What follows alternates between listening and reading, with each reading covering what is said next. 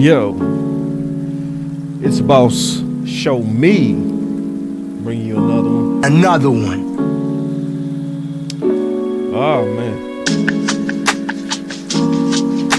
And this one is important because I'm seeing a pattern going around, especially with the media. And from me doing content for so long, I've gotten pretty good at being able to discern what's going on with the media. Okay. And what a lot of people don't see sometimes is that your media, especially locally, can be weaponized, right?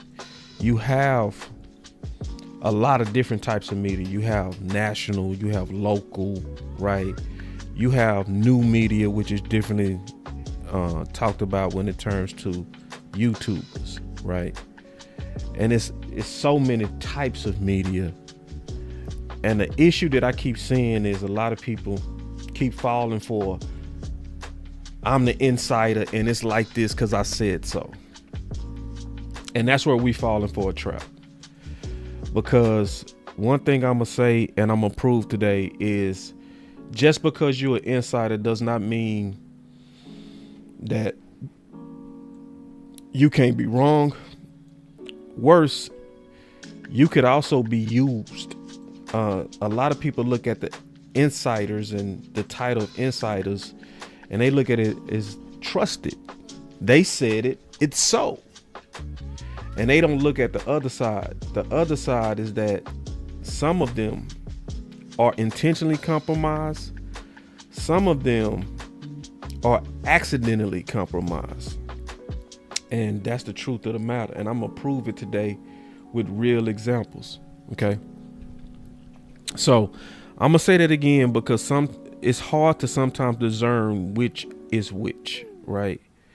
So the best way to explain it is trash in, trash out.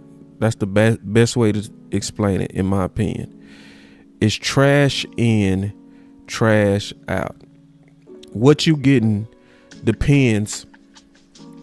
What they giving you sometimes depend on what they're getting. It don't always mean that it has nefarious motives. So that could be, it could be me. Let's say if I work for a media company and I develop sources, right? If my sources are telling me something, especially if they strong front office sources, and I'm reporting what I'm hearing, it doesn't mean that I'm compromised. Now, some of these people are willingly water carriers. Some of these people are, yes, sir, boss. Just because you said put it out there, sir, I'm going to put it out there. Like real sycophants, kiss asses. Whatever you say, I'm going to report it. Because obviously, that comes with its benefits. One of the big examples of where we've seen this before was after Randy Gregory. And you saw a lot of internal fighting going on about the story of what happened. And one of the obvious things that was going on, you kept seeing people reporting it was standard language. It was standard language. You kept hearing that because that's what front office was pushing out there. But it took Mike Florio to go in there and whoop up everybody, and Patrick No-C Walker. They came in there and they wiped the floor with the local media. Boy, they wiped the floor. But I want people to really, really, really understand this.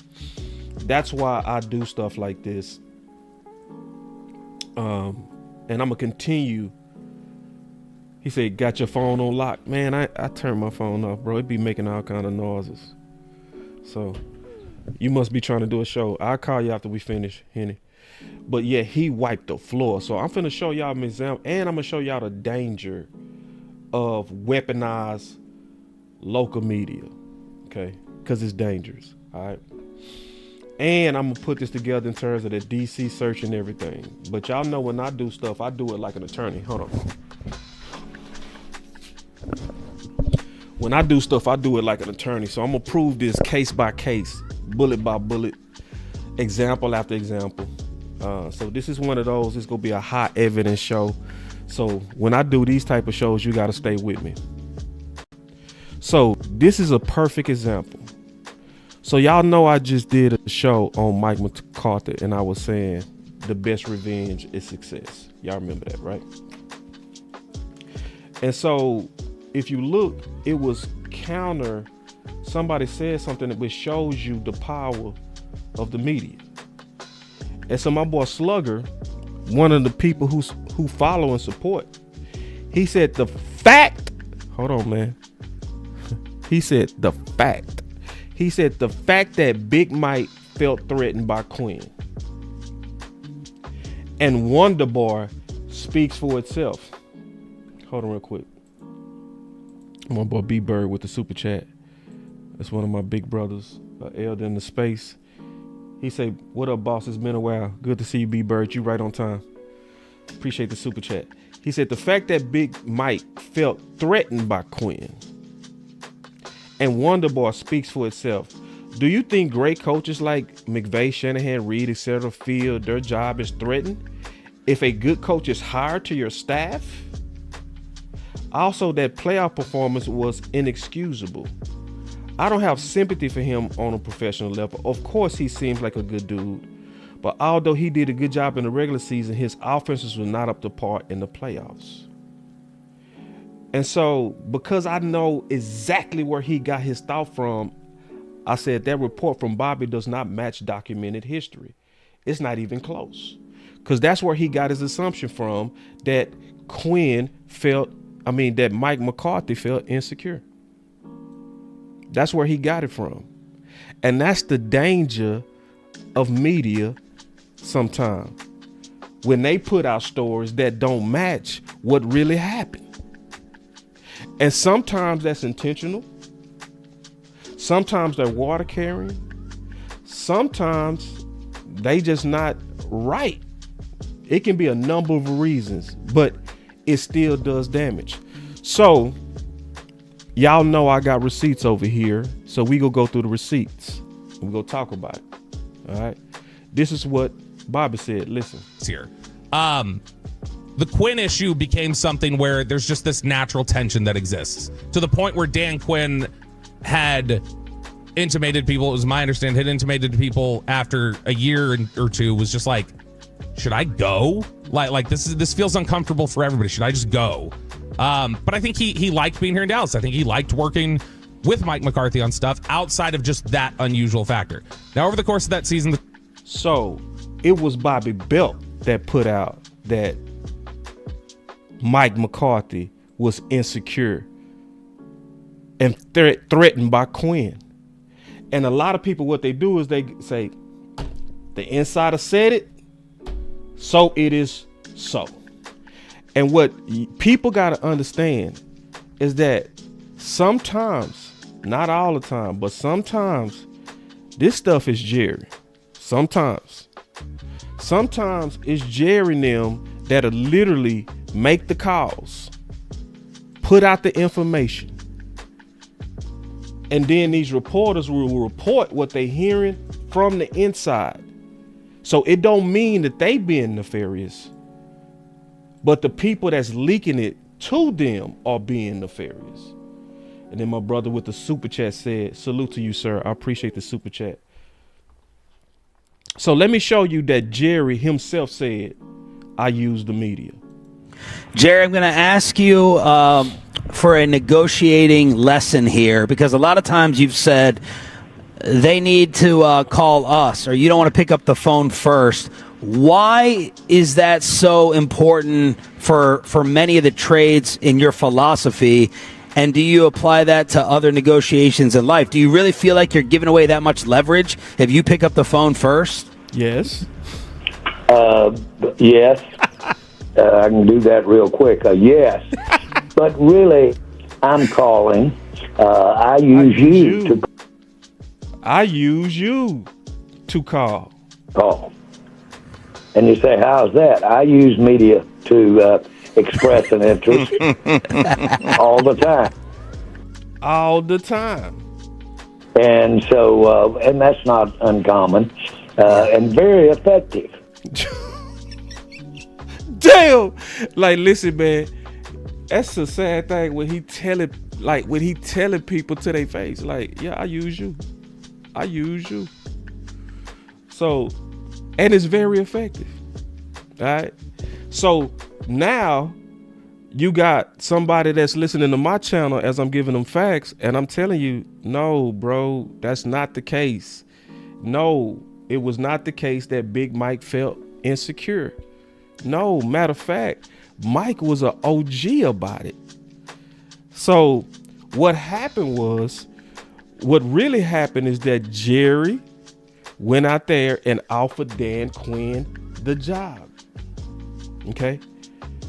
While Mike McCarthy was the head coach. Right. And when that happened, it caused tension. Right. But the tension did not come from Mike McCarthy. It came from Jerry. So Bobby put out there that it was tension. But Bobby, we needed to hear where the real tension stemmed from. Let's listen at them talk about it during that time. This is where Sean and RJ was keeping it 100. Listen. What are the Cowboys doing? What is Jerry Jones doing talking about Dan Quinn like this? Saying, yeah, the way we kept him, every coach, every one of the 3 coaches that it's happened with, they said they love to be the head coach of the Cowboys. Everyone. So my point is a lot of logic as to why they might not take a job now rather than wait and see how the cards go in the future. How could Mike McCarthy be fine with that statement? Like, let's be Mike McCarthy and Dan Quinn, right? You're tight with each other. You're working together. Man, I love, they killed this. I ain't gonna lie. They killed this part. But when so just think about it. Mike McCarthy is out the building, and what's reported is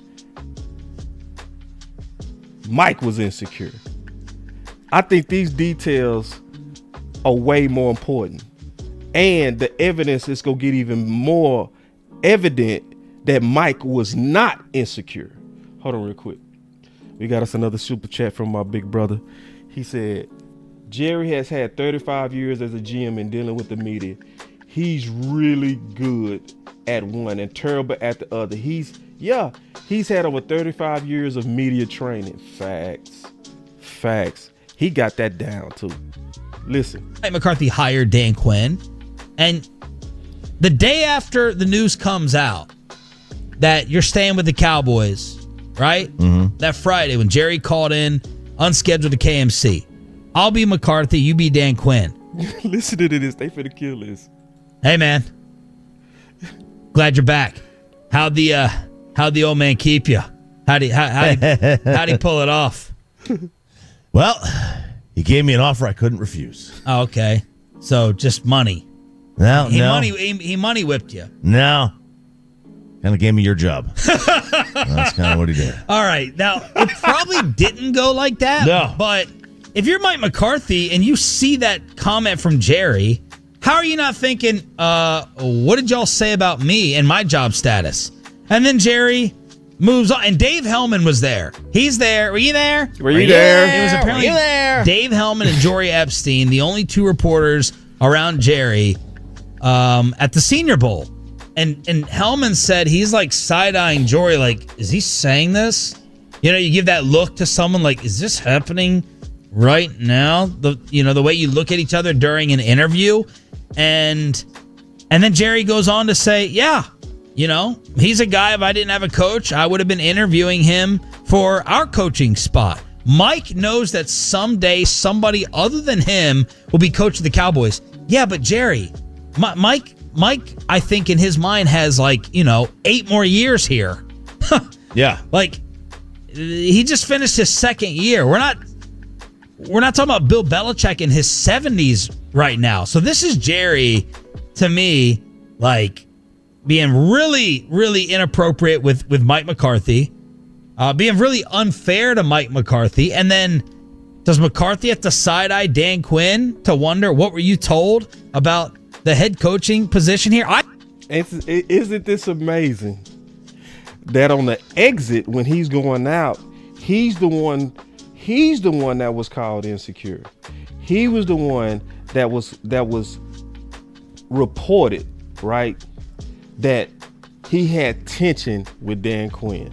But in the moment, it was clear that the fault was clearly Jerry. See, that's why we can't let the media be weaponized. We can't allow it to be, I'm insider and I say so it is as what I said. I said it, I'm the insider, shut your mouth. Nah, it got to line up. Trash in, trash out. If you giving them trash, we go hear trash. Leaks are only as good as the truth of the source. I think that Dan Quinn is now more of a threat to replace Mike McCarthy than Sean Payton is. Because I'm going to guess that Sean Payton stays in TV for a couple of years, and if McCarthy doesn't make at least the NFC Championship game, I mean, unless Jerry is just overhyping Dan Quinn, that Dan Quinn takes this team over instead of Sean Payton. But man, this is really unfair, I think, to Mike. And I appreciate them for keeping it 100 on that. They did. Openly. On the flagship. That's why you can't say every one of them are carrying water. You can't say that. It's not right. Because, like I've heard RJ say specifically, I don't just report because I hear it. It got to make sense. But that's also why RJ a lot of times is 100 with what he say. I might not agree with everything that he say, but I agree with most of what RJ say. It's because RJ made a personal decision that I'm not just reporting it because I got a phone call. I'm not just carrying water like that. But that's what allows RJ to be authentic in his takes. And see, during that time, this is what I was warning. And this is what I said after Jerry did what he did. Listen to this. And you talking to me in the public like I'm a bum, and then you go run me out there and expect my men to respect me. I'm going to tell you what Jerry asking for. Jerry is asking for, at some point, Mike McCarthy is going to have to stand up for himself. Bingo. And I was saying that because it was like, how do you expect me as a head coach to lead my men when you undressing me in the public? You are forcing my hand to have to respond to you. See, that's the part of Mike McCarthy that don't get no credit. That part to where he was savvy enough to say, if I don't respond, I'm going to lose my team because I'm going to look like a weak ass man. So I have to push back. And that's why I predicted that he was going to push back. And I was right as hell on that. Because see, on a personal level, if you talk to me behind closed doors and all of that, I'm going to be a whole lot more humble than when I have to go home and look my kids in their eyes and they looking at me like, Daddy, are you getting disrespected by your boss? Real talk. Why is he talking to you like that? Real talk. And then that man pride start to rise up. Y'all know what I'm talking about. That man pride, when you and your wife having a conversation about this in the bed at night, and she like, baby, we ain't got to take this, baby. We good. And what ended up happening eventually? The boy walked away. He walked away, as he should have. He got to a point where it was like, man, you is not finna stick with on me. I've been through that. And you was disrespecting me along the way. I love football too much to take this. And there's other places that's not going to take me through this. I'm out. That's what he did. We good. Our kids going to college. See, eventually, you ain't going to keep disrespecting me like this. And it's going to blow up. It's going to be some kind of way. Y'all mark my words. It's going to be some kind of way Mike McCarthy go show his frustration with Jerry. The way that Jerry keep picking at him. Now, I think that was probably the most accurate prediction I've ever done. I said, y'all mark my words. Boy, I killed that. I got to give myself a hand on that. Boy, I hit that one on the head. I ain't gonna lie.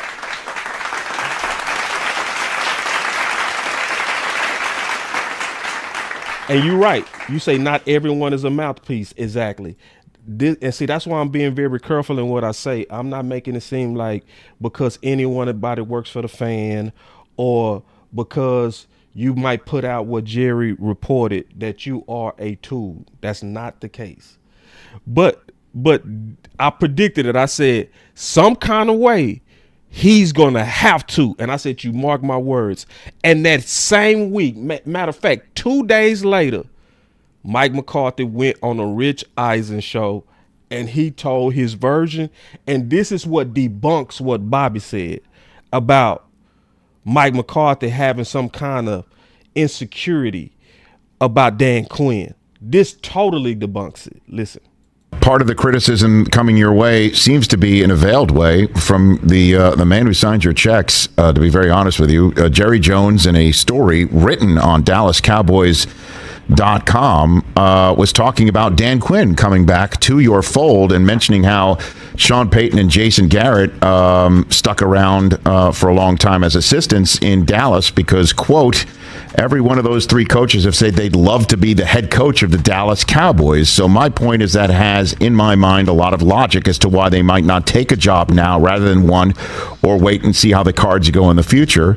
The follow-up question was kind of obvious. Like, what about your current head coach, Mike McCarthy? And the quote was, Mike knows that someday somebody other than him will be coach of the Cowboys.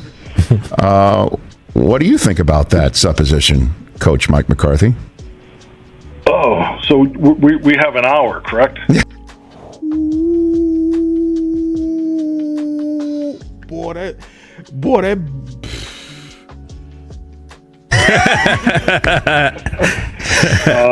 The floor is yours. The time's yours, as Andy Reid might say in the media. So, but it's a damn shame. What do you think?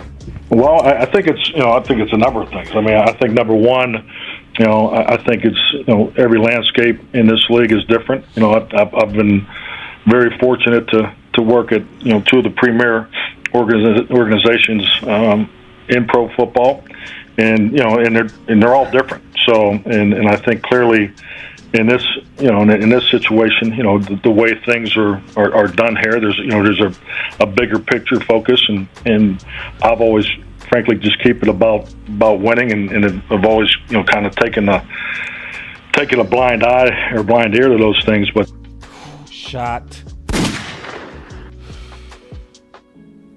I keep it about winning. Them dudes over there focus about big picture shit. They over there focus about how is this gonna affect our sponsors. We got to think about how this gonna play out to the media. See, he like I keep it about winning. Ooh. Boy, that boy Mike McCarthy, that boy was the best at them slick shots. He was the best. Listen, man, I'm being honest with y'all. This is where I think my boy Brian Schottenheimer needs to take some notes. You better get better at using that media to even it out. You better go get you some Rich Eisen friends. See, boy, that boy Mike this is why me and Landlord used to call him the Don Corleone. You might hate him based on what he did on offense and running a bunch of stop routes, but when it came to managing within and managing the politics, that dude was a vet. Hands down, a vet. Listen, but that's not the case when you work here. So I mean, I think clearly that's not the case when you work here. Take it easy on my back. When you look at those type of comments, I think you have to understand, the platform where they come from. I mean, I have an excellent relationship with Jerry Jones. We talk on a regular basis about everything and anything, big picture, tight focus on what we're doing, program wise, and more importantly, his biggest interest is the development of our players, especially our young players. So, but when I look at the comments, I mean, the thing about Dan, Now listen, remember what Bobby Bell said. Remember what he put out there, that Mike was insecure, that Mike was the one that had tension with Dan Quinn, where Dan Quinn eventually said, do I belong here? Should I be here? Let's look at what really caused that shit. Dan Quinn being here was very important to me and our organization. Oh, wait. Does that sound like insecurity? Excuse me, take it easy on my back. Take it easy on my back. I'm just showing actual evidence and receipts. That's all I'm doing.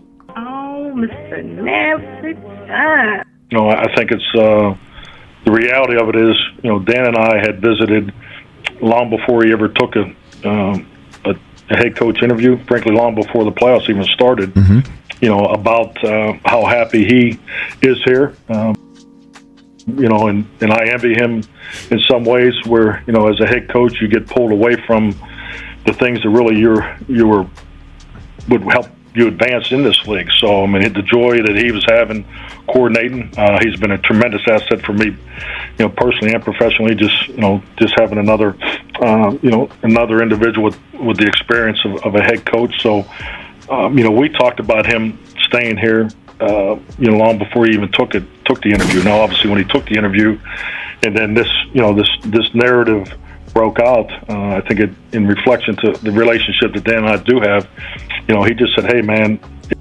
Based on the relationship that we have. Now, Bobby said it like the tension was from Mike McCarthy and the success of Dan Quinn. But based on them having a real respect for each other, Dan Quinn went to him directly. Let's listen to what happened. If I'm not comfortable with this narrative, What narrative? I'm not comfortable with Jerry's narrative. The narrative that Jerry put out there. That's the narrative he's talking about. Now listen again. Like the Sean Payton thing. Sean Payton knew how things operated here. Yeah. Sean Payton wants to run things all his way, knows he would not be able to do that in Dallas, and still wanted to be here because it's the Dallas Cowboys and it matters. There's an aura that exists here. The Quinn issue became something where there's just this natural tension that exists to the point where Dan Quinn had intimated people, it was my understanding, had intimated to people after a year or two, was just like, should I go? Like this feels uncomfortable for everybody. Should I just go? Okay, let's listen to what really happened. If you really feel like I need to take one of these jobs, just be honest with them. And we kind of laughed about it, and I just said, Dan. They laughed about it. Now, Mike McCarthy's supposed to be the one that's insecure, but they laughing. They basically was laughing at Jerry. They basically was like, man, let's stay focused. 10 to 12 years ago, I'd tell you, please get the hell out of here. I don't want to deal with this. But the reality of it is, I'm about winning. He's about winning. And the best thing for the Cowboys is for Dan Quinn to be here. And no, obviously it was his decision, his alone. But I clearly wanted him to know from the start of all that I wanted him here because it's in the best interest of us winning. I wanted him here. I wanted him here. If he was insecure, he had a chance for Dan Quinn to get up out. Because Dan Quinn went to him directly and was like, should I leave? Based on what Jerry just did. Should the fact that he just openly made it seem like I'm colluding behind your back and that we having discussions about taking your job. Me and you cool, man. Should I leave? And Mike McCarthy put the Cowboys first and say, nah, bro. They laugh like, man, y'all know Jerry crazy, bro. We know how they do shit here. Let's stay focused. I want you. That's just a long time, Rich. I understand, how hard it is to win a Super Bowl.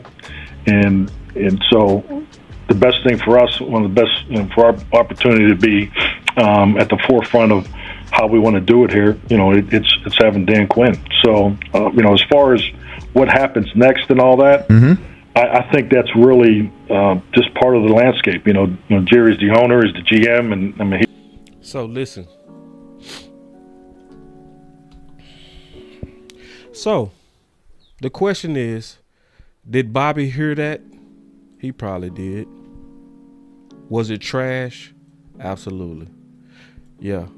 That's why I called it trash in, trash out. Trash in. So all the people that was reporting to Bobby,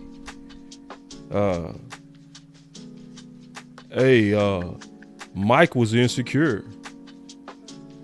Yeah, that don't mean he didn't hear it, but whoever fed you that does not match the horse's mouth at all. And so then I gotta go try to discuss this with people who trusted the inside information. And this is why you get people like my brother Slugger, who said the fact that Big Mike felt threatened. Why did he call that rumor a fact? Why? Because he blindly trusted Bobby Belt. That's why.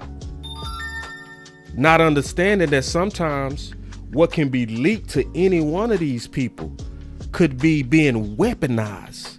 You got literally Jerry over here saying, I use the media. So you can be an innocent media person being manipulated.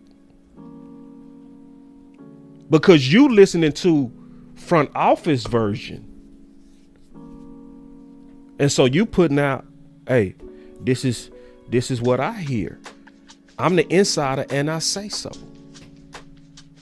And so this is how to discern it. It has to line up to the facts. It's that simple. If an insider say something and it don't line up to the facts,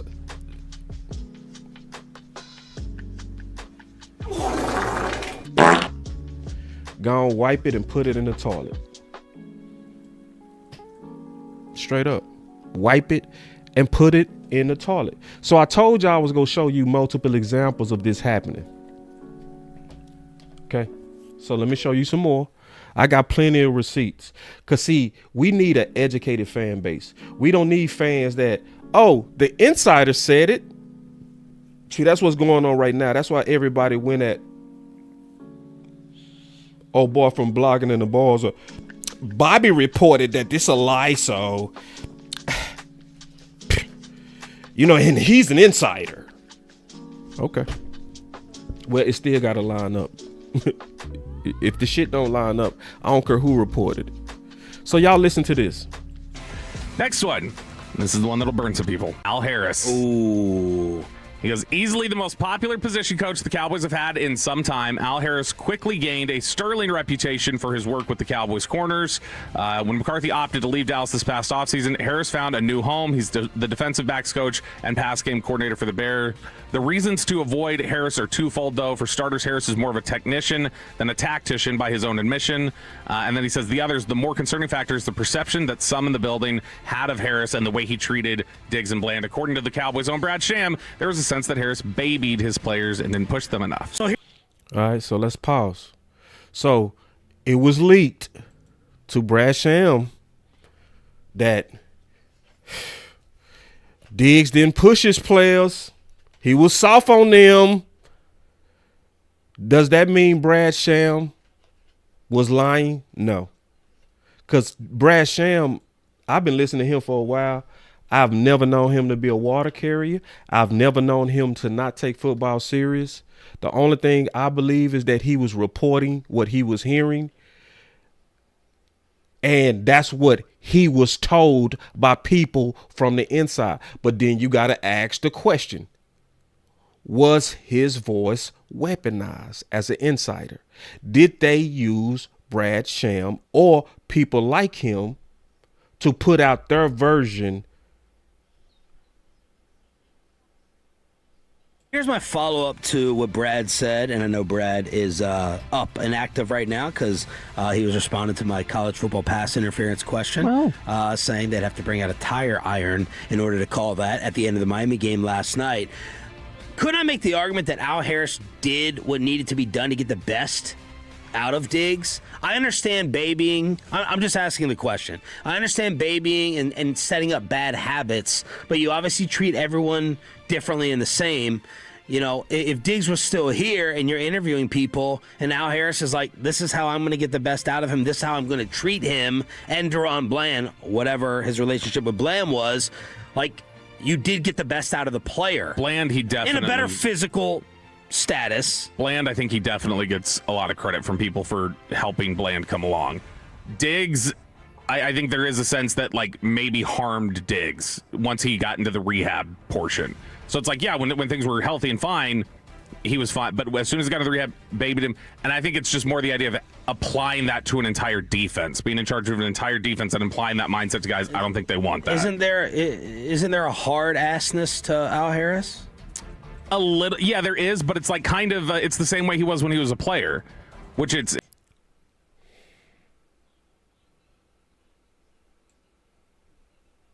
outwardly focused in a lot of instances. It's more like, yeah, F them. And so So Al Harris was only hard on outside players. It's a little bit more coddled at times. McCarthy would get like that. McCarthy was... So Al Harris was a coddler.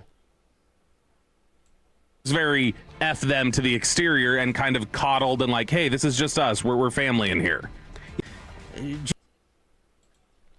So now, like I said, we looked at the evidence of what really happened with Dan Quinn, and we determined that... The lie detector determined that was a lie. So now let me look at actual footage of Al Harris coaching, and let's see if he's a coddler.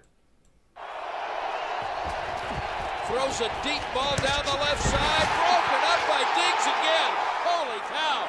It was not a bad throw. It's just a great play by a really good player who has a knack for finding the ball. That's a drop. Now, everybody else over here like, what a great play. What a great play. What does his coach say right to his face? That's a drop.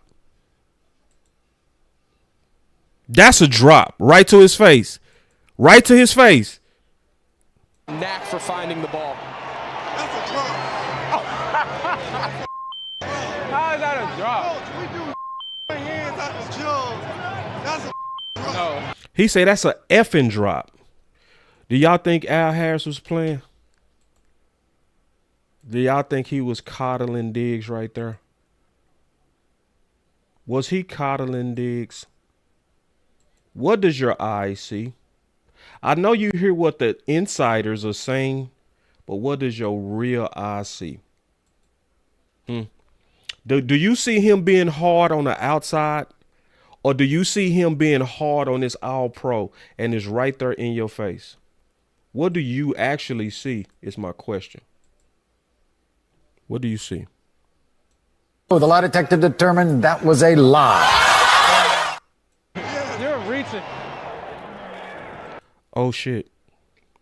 Is that Diggs and all-pro doing push-ups on the sideline?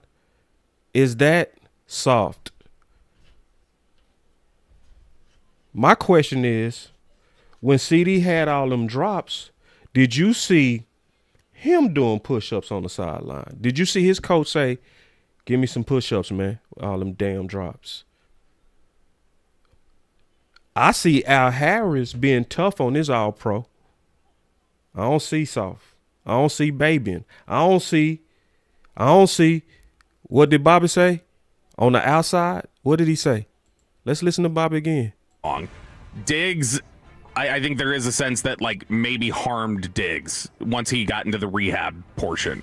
So it's like, yeah, when things were healthy and fine, he was fine. But as soon as he got to the rehab, babied him. And I think it's just more the idea of applying that to an entire defense, being in charge of an entire defense and applying that mindset to guys. I don't think they want that. Isn't there a hard assness to Al Harris? A little, yeah, there is, but it's like kind of, it's the same way he was when he was a player, which it's outwardly focused in a lot of instances. It's Really, really good day for Trayvon Diggs. While everybody was saying, really, really good day. Now, Brad Sham, that's who put the leak out there. Really, really good. As he was saying, really, really good day for Diggs. Look what his coach had him doing. Push-ups. Is that I'm tough at the other guys, or that's tough on Diggs? What does your actual eyes see? What do you actually hear? It looks like that was a lie. The lie detector determined that was a lie.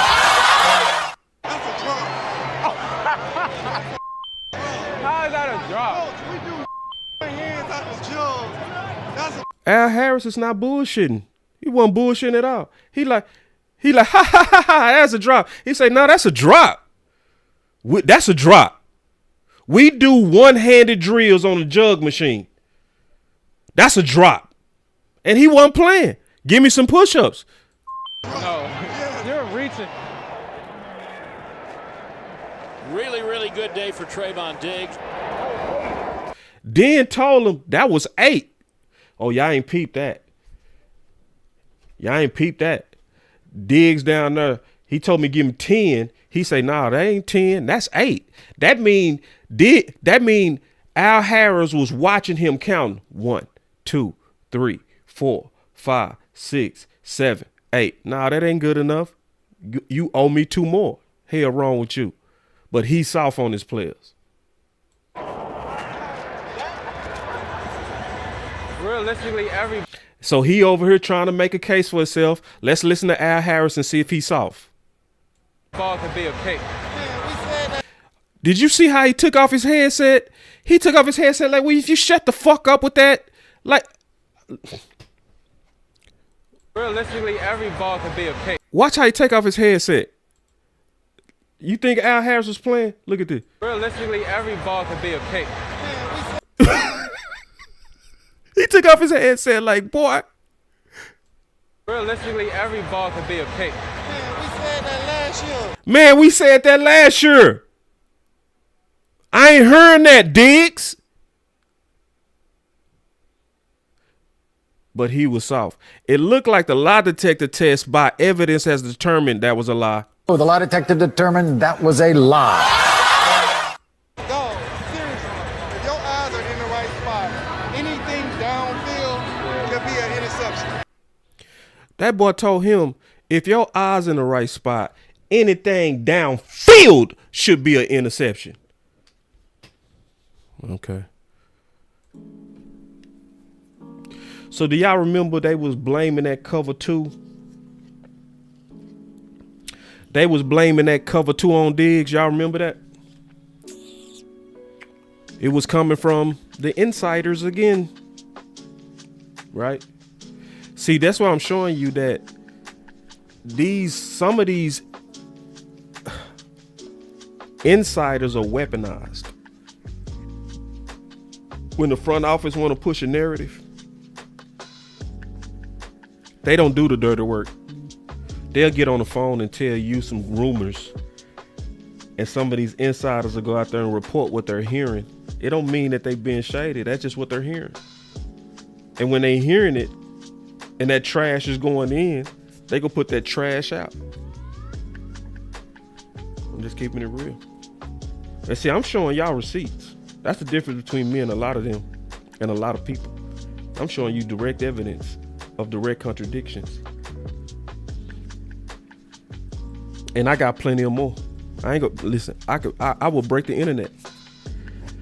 My boy Sidney Jones say off topic, but this is playoffs. Don't show the importance of defense. Nothing will.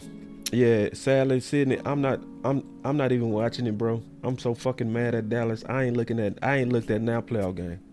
I'm gonna look at the highlights, but it just hurt too much to watch people playing where I know my Cowboys should be.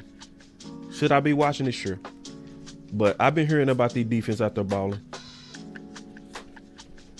I appreciate that, man. And that's a good super chat. I appreciate that. But y'all remember, what did actually Shotty say? Listen. You guys are in cover 2 there. They motioned across. Nobody got a jam on the receivers. Malik kind of jumps the inside. Could you just walk through the coaching points on that play?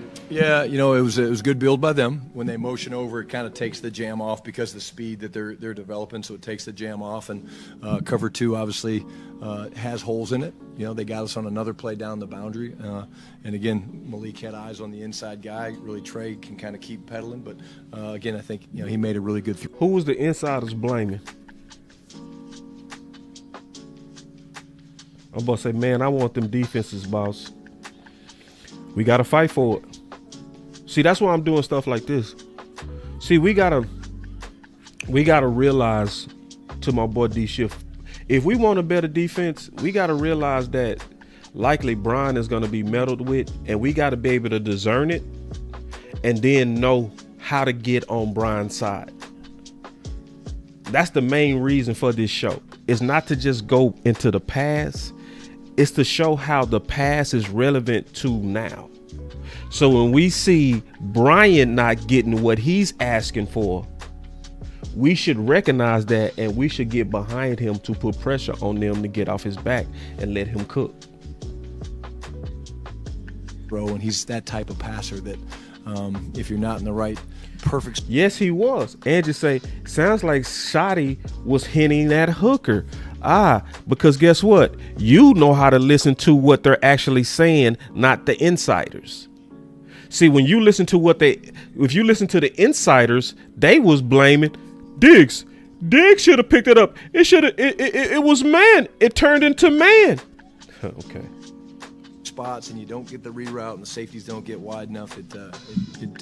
You can be punished on it. So the coaching point, if it comes up again? Yeah, same thing. Trey's just got to keep losing depth, and Malik got to try to get wider and trust the guy running down the hole. But again, I've seen him make that throw quite a bit in his career. You've probably hit a few hole shots in your life. No, not like that. No, his ball spins a little different. Yeah, his ball does spin a little bit different. Yep. So they was putting out there blaming Diggs, and in reality, what was really going on is where it was Diggs' fault. The part that was Diggs' fault, Diggs should have took away the outside better, funneled them inside. But the person that was responsible for the deep halves was Malik Hooker. Yeah, both of them could have played that better. But who was everybody focused on? Diggs. That's what they was focused on. Another one that was a lie. It was a lie. Yep. The lie detector determined that was a lie. So this one, now we finna get into what was scary about this DC search.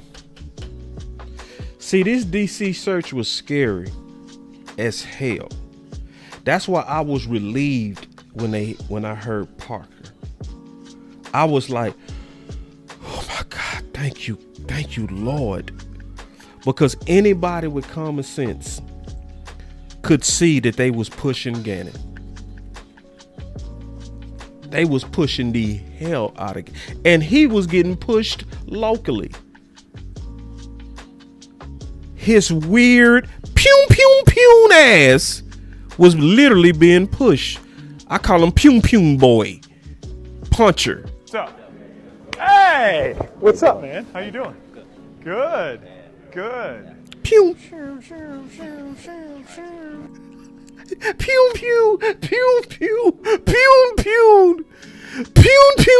pew pew. This dude was being pushed locally like he fit Shotty. Shots. Explosives. Welcome back. Who drove over here? Wait, let me see your hands. Who took the bus? You have fire in your gut? Did you? We're here for a reason. Don't get that twisted. Okay, we're here for a reason to win games. So if you didn't have that fire in your gut, you better light the fire pretty fast. I don't know if it's coaching, the philosophy, or something, but 15 and 36. Shout out to the Law Nation. I got this from Law. Yeah, bro. You know how many, that's a lot of days you go home and you are just literally pissed off. Yeah, bro. I mean, listen. Just imagine waking up 1,000 days straight and you are frustrated because you are losing. That's the life of a loser. I gotta tell you, bro. Listen, Pew, it wouldn't have pew. took me 3 seasons to figure it out. Pew, You know, pew. just from the perspective of like, just figuring out how to use your best players. Like when I watch Cardinals games, I say to myself, man, like they don't know what to do with Buda Baker. And I think like as a coach, man, like you should lose sleep. Trying to draw up ways and scheme up ways to make those dudes look great. Right. Yeah.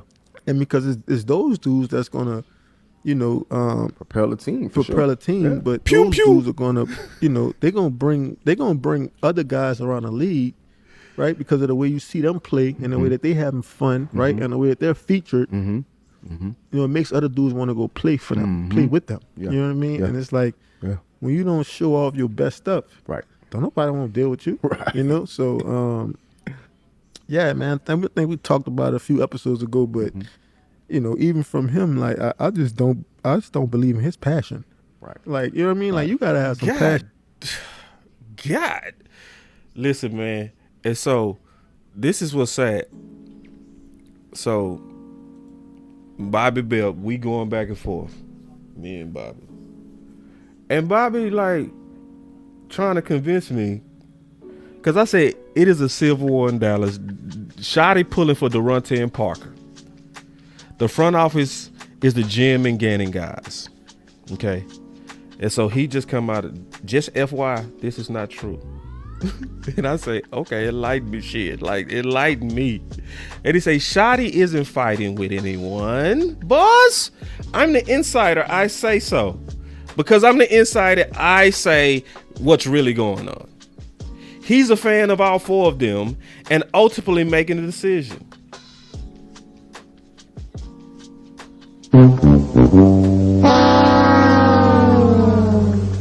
And everyone is comfortable with that.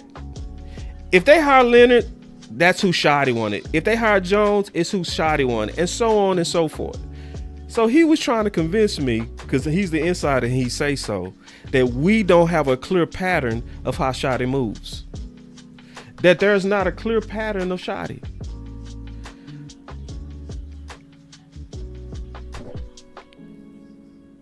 So let's kind of look at Shotty, right?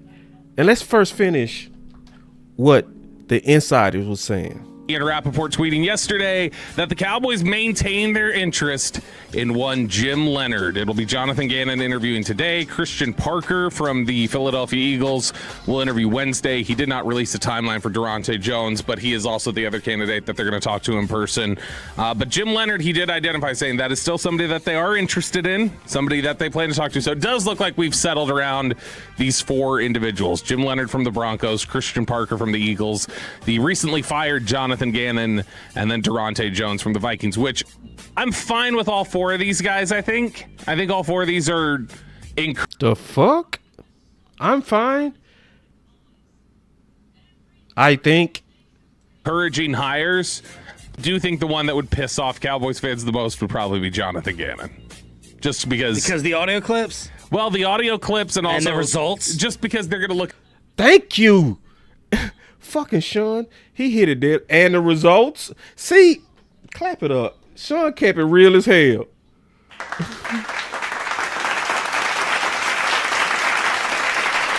Sean kept it real as hell. Trying to sell me that Shotty wanted somebody with low results. When we know the pattern, we've seen the pattern, it's very clear. The pattern of Shotty is he hires qualified strangers. So if you go look at the work of Law Nation, right? He highlighted how Gannon, the last 3 years, where he's supposed to be a defensive specialist, was always bottom 3rd, really bottom 4th of the league. But that's supposed to be a Shotty guy.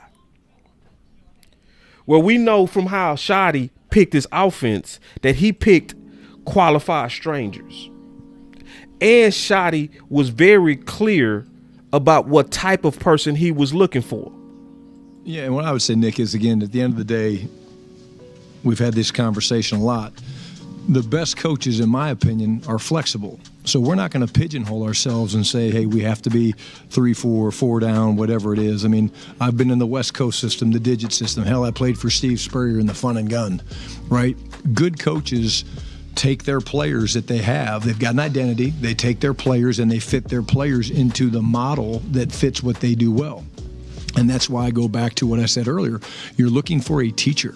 You're looking for a guy that we looking for a teacher. But Bobby's saying, he would have been cool with Pum Pum Pum Boy. And then they're going to go, okay, you got the guy who he's worked on. He would have been cool with.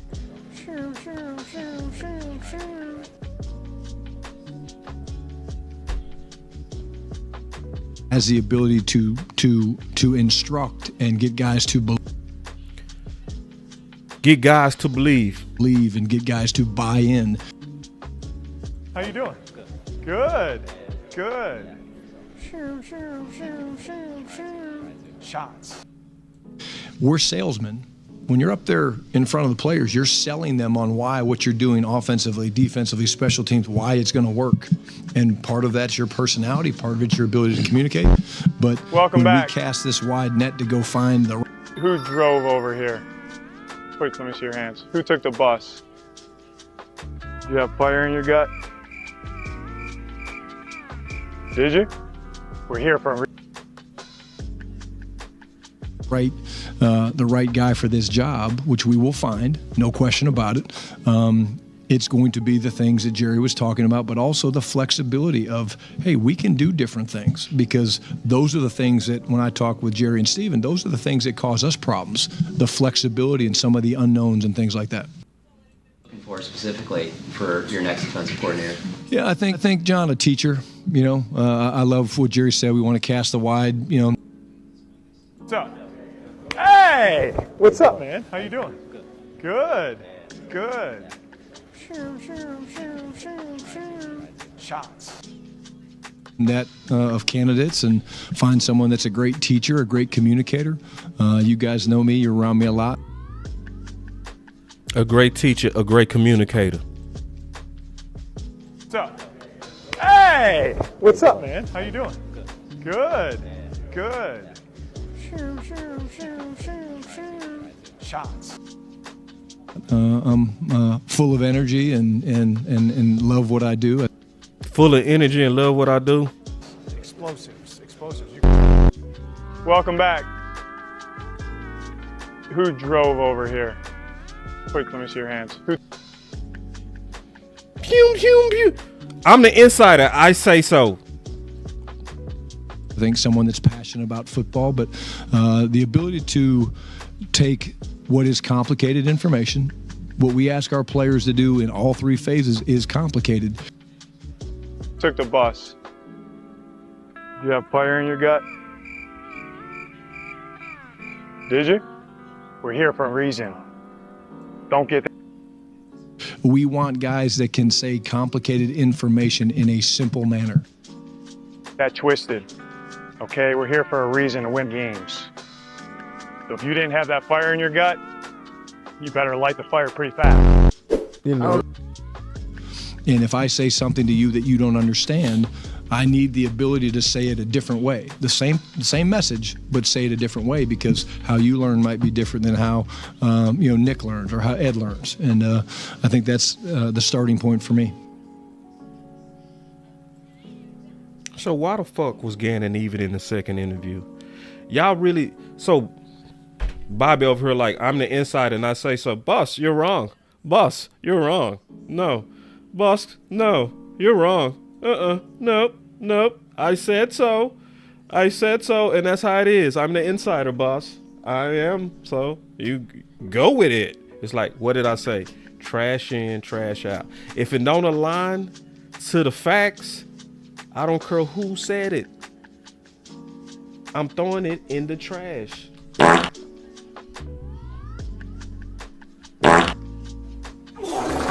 I'm flushing it. And so when you hear Shotty so specific about, see, this is one thing anybody observing about Shotty should know.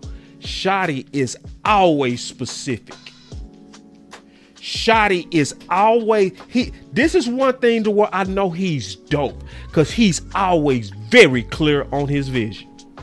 He ain't never, not one time, been unclear about his vision on everything. So I showed this clip on Twitter. I said, looking back at the first Brian press conference, asked Brian, or Patrick No C, he asked Brian about modernizing the offense. Seeing the current offense in action, did Brian lie? And I played this clip. Listen. Hey guys, Patrick Walker, DallasCowboys.com. 2 questions. The first I'll lead to Shotty, kind of circling back to what Jerry and Steven both said as far as freshening things up, looking for a change. From a head coach perspective, that's going to key in on the offense. Generally speaking, how do you look to move forward as far as modernizing the offense? You talk about solving for the quarterback. What does that look like under a Schottenheimer era? Yeah, again, I go back to my days with Pete. I think if you go back and you look at some of the things we did in Seattle, obviously the starting point for me would be things that our players do well. You're always going to start with that. If your system's not flexible enough to do what your players do well, then you're probably in the wrong business. But I'm a big believer in cut splits. Did he lie? Cut splits is where they bunching them up together. Did he lie about that? Nope, he did that. I'm a big believer in shifts and motions. Did he lie? Did he lie? No, it was way more shifts and motions. To distort things. We're going to do a great job of marrying our runs and our passes and make those look the same. Did he lie? Did he lie? I'm proud to say that 2 different times in my career as a coordinator, we led the league in rushing. He did. Not attempts, but in rushing. But let me also say this. He never even had the staff to support his vision. And they go hand in hand. The running game and the action passing game go hand in hand. But I would say there's a tempo element that we're excited to mix in, that our players have all shown an affinity for. And let me expand on that a little bit. Why do players like tempo? So when you go look at even the comments, right, when I played that clip, somebody said, nigga, we going to the Super Bowl. Because it was clear that Shotty was doing everything he said. He said, I was advocating for Shotty once he was hired. Cowboy Nation, let's get behind it, right? And then somebody said, he ain't lying, right? He said, get up to the line, move guys around, and D has to show his hand. Finally, damn running game is consistent. Just need a running back too. Somebody know what they talking about right there. And then somebody say Mr. Fourth and Long should answer this. He's been talking about it all season. Yeah, absolutely, because Shotty was doing absolutely what he said. He said, somebody said, so far, he's done exactly what he said he was going to do on the offense. This is Cowboy Nation, all of us saying he kept his word. But we supposed to believe that on a defensive coordinator that he just went with pew, pew, pew, pew. This is what Bobby's saying. Bobby's saying that he keeps his word. He does what he says he's going to do. He's clear on his vision every time. Listen at this. I was here, but there's a few more things that we'll add that I'm excited to put on film. And you are going to be calling plays? I will. And what about running back?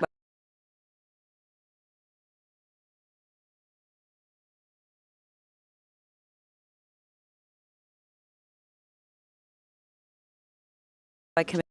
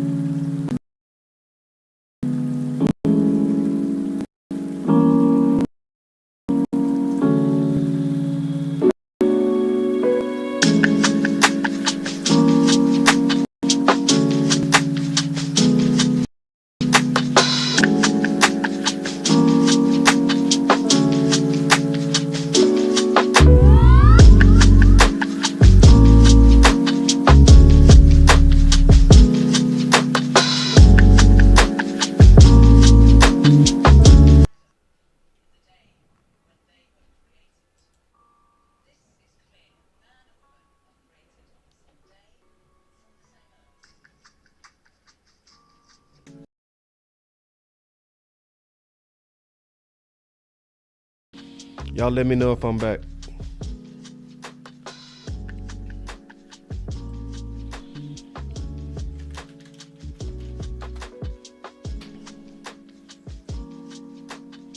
Okay, I can see me. All right. Okay, I see it. All right. Whew. Listen. All right, let me get back to what I was saying. Giving y'all this substance, this good juice. That's just gonna be something I have to clip out later.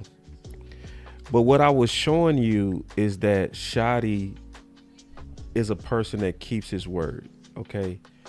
And I was playing the clip from what he said at the end of the year at his first press conference. So listen, y'all, I'm building the case here. That's why I said this one is going to be like I'm an attorney on this one. I'm showing you how we need to get Shotty's back. That Shotty is in fights.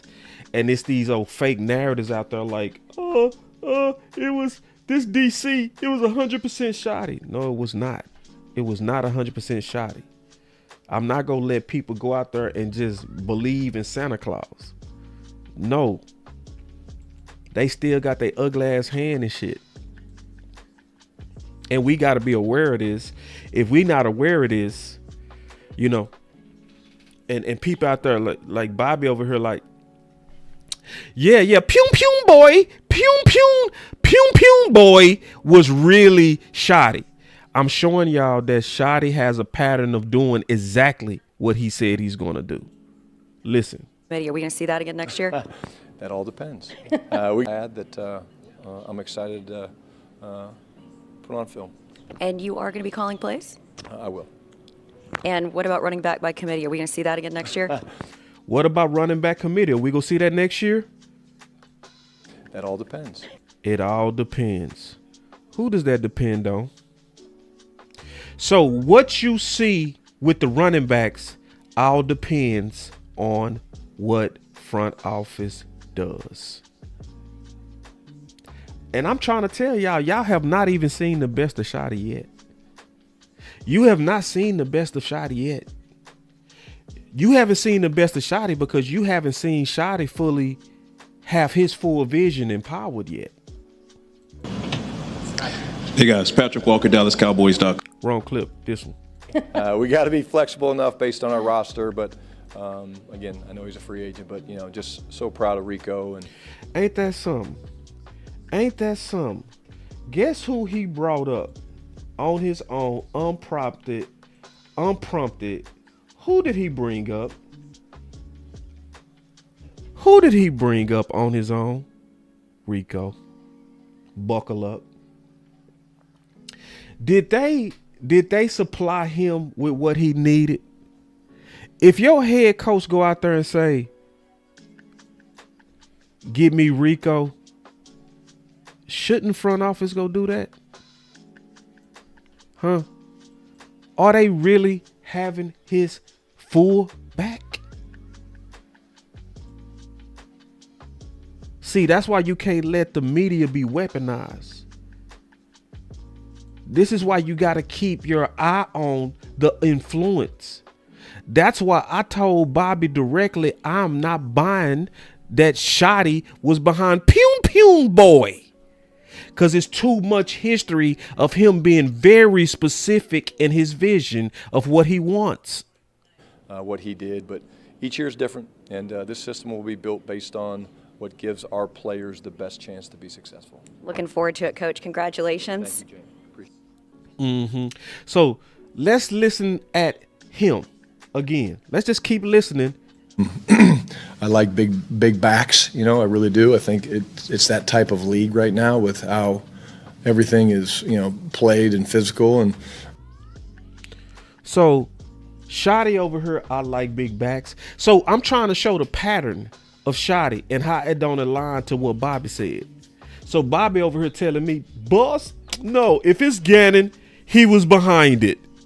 I'm like, Bobby, oh, hell no. I ain't believing that for 1 fucking second. Not even one. My head coach has always been very clear on the vision of what he wanted. So when he said he wanted big backs, right?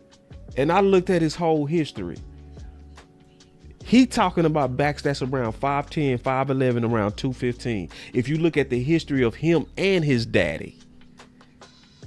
And who was that? Yeah, it froze for a second. I'm back now. Who was that? Who was the guy that Shoddy bubble wrapped and then allow him to play no preseason games? And was he right? Was Shoddy right? Huh? He was right, wasn't he? When he said he liked big backs. Front office only gave him one though. He needed 2, maybe 3, because that's what he wants. If he was right on Williams, we can't trust him to build the offense the way he wants to build the offense. So when you look at the pattern of Shoddy, Shoddy knows exactly what he wants. I like big backs, I really do. I think it's that type of league right now with how everything is, played and physical. And okay. So what about the trenches, boss? What was Shoddy's vision for the trenches? What do you want your offensive identity to be? Physical.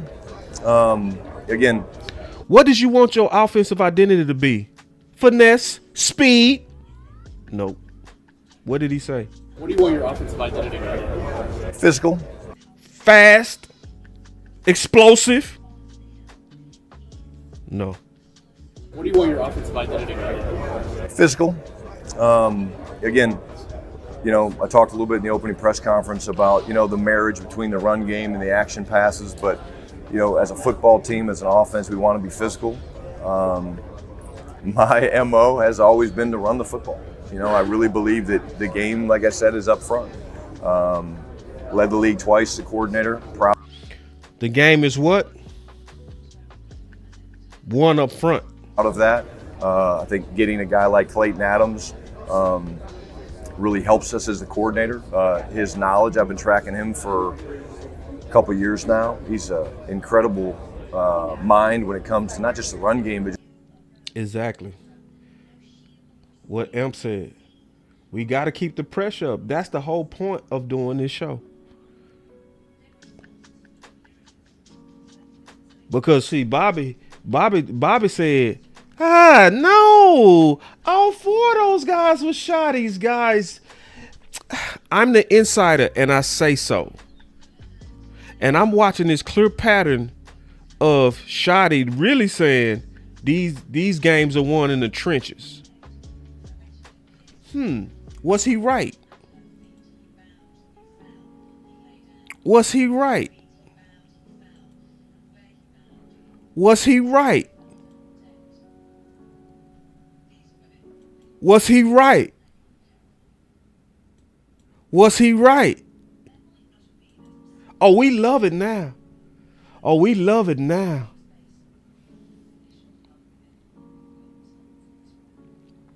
But Bobby over here, like a man that's been very, very specific on his vision, who was very specific on what he wanted in the DC. Bobby was trying to tell me and y'all that he would have been cool with Gannon. That Gannon wouldn't have been another Trojan horse. See, that's why we can't be suckers for the insider said it and it's so. This is why we got to be conscious that sometimes insiders can be weaponized depending on what they fed. So if front office is feeding them, oh, Shoddy, he's actually cool. It don't match. It doesn't match the pattern of Shoddy though. So we got all these clips showing that Shoddy knows clearly his vision, that Shoddy executes his vision, that Shoddy is very detailed on what really builds a team. And I'm supposed to real life believe that Gannon, a bad communicator, a weirdo, a guy who punched his own player, that shot it with him. Okay, am I the only one that can clearly see that he was a front office plant? Am I the only one that can see that he actually fits more so the pattern of what Jerry said he wanted and usually like? What did Jerry say on the exit interview? What did he say? I like the types that got their proverbial butt kicked. Huh? The redemption story. I called it in love with losers. An allegiance to losers. It didn't match Shoddy. But because an insider said so, man, go read these comments of these people who fall for this shit. Hold on, let me go show y'all these comments. This shit is shameful. I don't believe it for 1 second. Not even 1 second.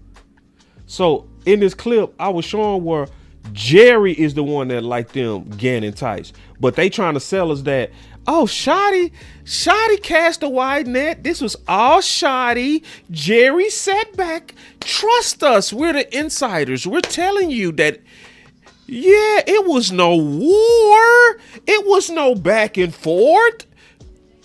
Gannon made it to the second interview.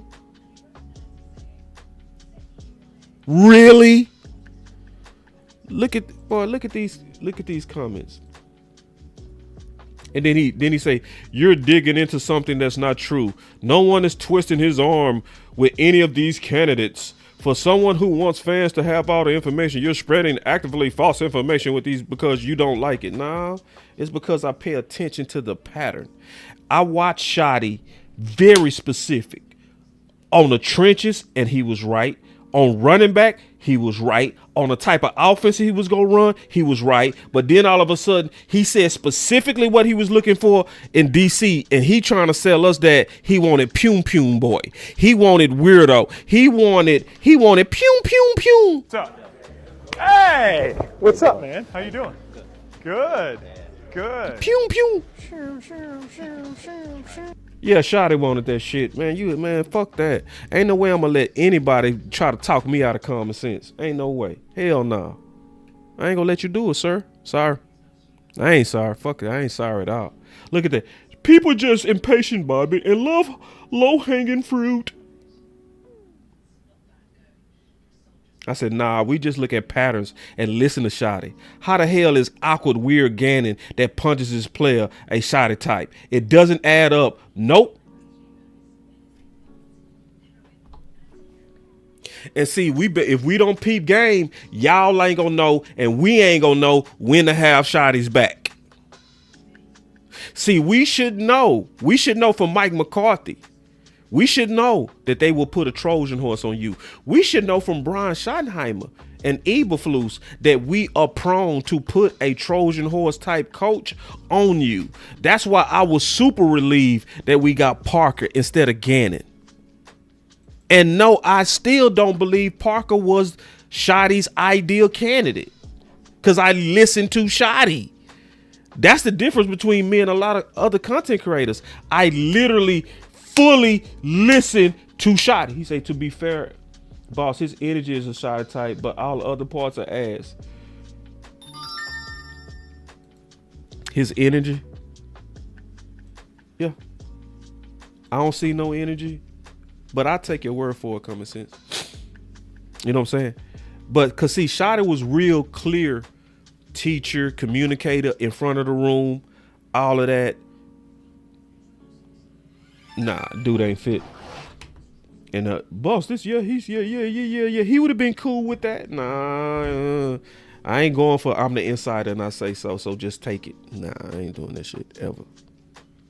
So let me we finna wrap this up. Okay. The bottom line is this: we got to keep our eyes open,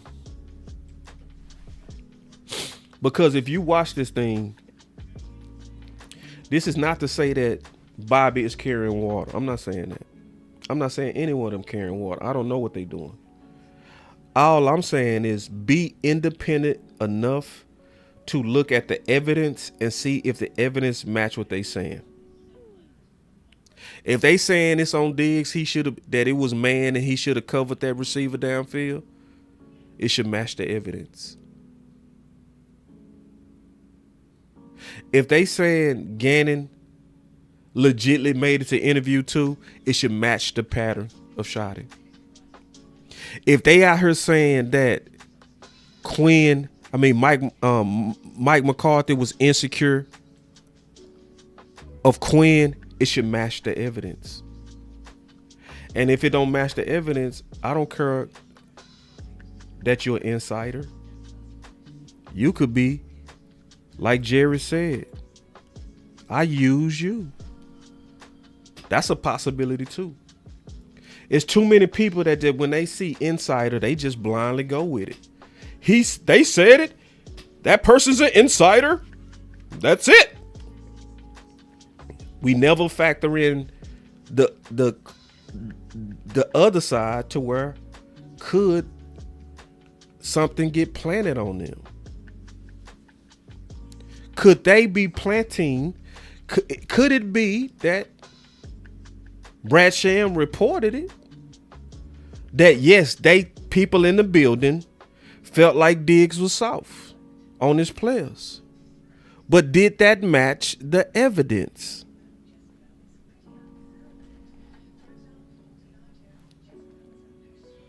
Huh?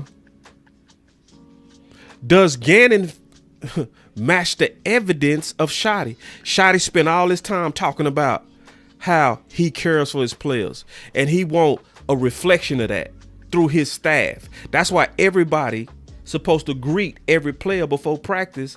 This man punched his own player and got fined by his own team. And you telling me it was Shotty that got him to the second interview and potentially final interview?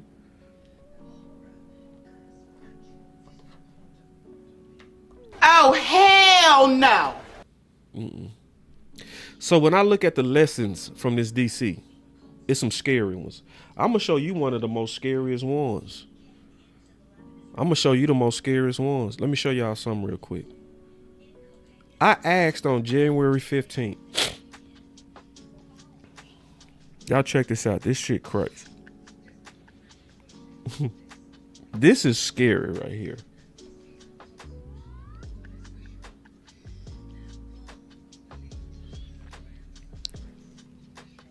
I asked and I said, common sense test. Who should get credit for development of Patrick Surtain?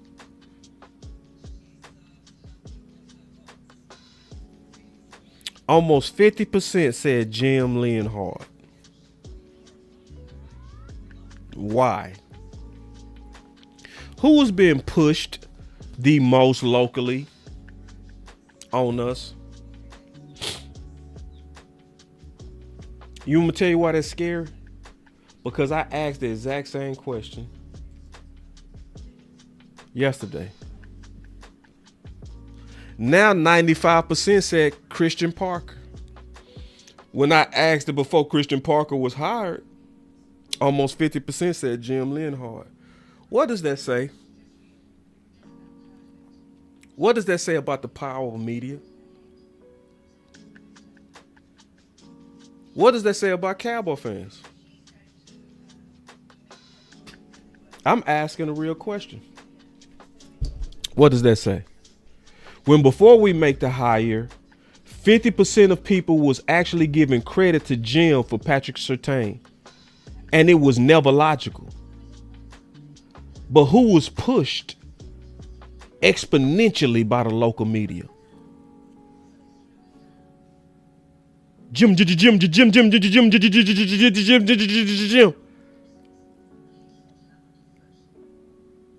And when they was pushing Jim and Jim, go look at the fan thumbnails. Go look at the fan thumbnails. Now you go see Parker. It was no Parker thumbnails before they made the hire. It was none. It was no bullying. Bullying out of New York? None. Not one. Durante, not a one. Not one. All the thumbnails in the DC race was Gannon and Jim.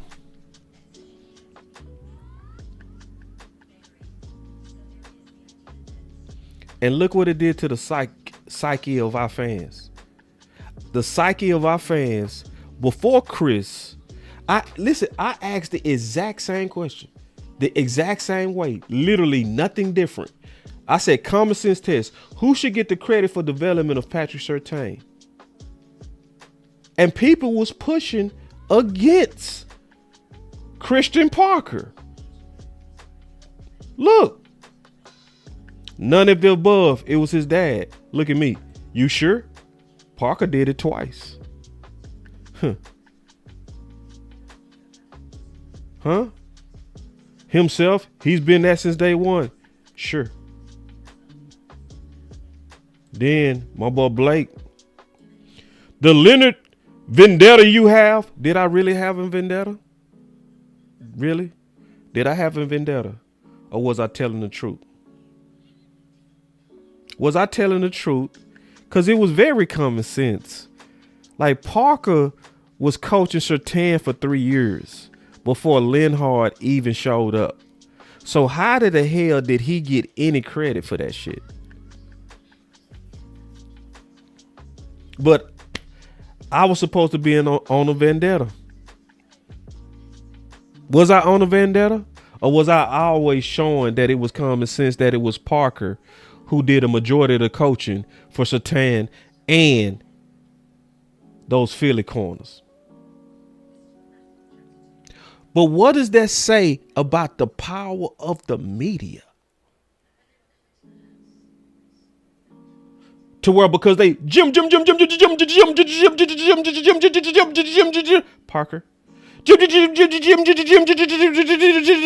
Durante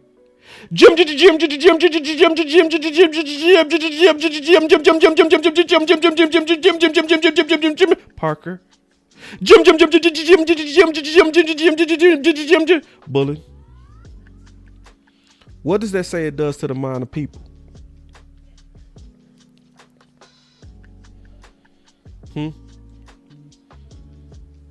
Yeah. Somebody finally said it. Somebody said common sense would say Christian Parker. Obviously, Surtain had the skill set, but Christian Parker was there for Surtain's. Somebody finally said what was obviously common sense. I said, yet Jim is pushed, even though the resume of a player development is Parker. And I was saying, who's pushed? Who's pushed? Somebody named Randor had some common sense. This dude had common sense too. He say, Parker, they are hyping up Leonard too much for me. So you see, most people gave credit to Surtain's dad. Let's go look at the difference. Let's go look at the difference now that we done made the hire. Let's go see what Cowboy fans say now. Let's go look at what they're saying now. Now, this person, everyone knows is Parker. Well, what was you on the first poll? This ghost account that keep popping up. Option C, Surtain gets most of the credit. Coaches can't turn water into wine. He was wrong on that. This boy showed up on both, talking about his dad. Then somebody said Linhard didn't join the Broncos. See, and now they got common sense. Then somebody say Nick Saban or Surtain Sr. They still doing that shit. Somebody say check Parker stats. See, now we got Parker advocates. See, where was the Parker advocates when I first asked? Where were they? It was hardly any of them. That shows you the power of why we gotta be careful and understand that media can be weaponized. That if front office is leaking to them their version and they putting it out on the different airwaves, what does that do to the majority of listeners? They just blindly trust it. They just say insider. Insider. But can't y'all see? I asked the exact same question.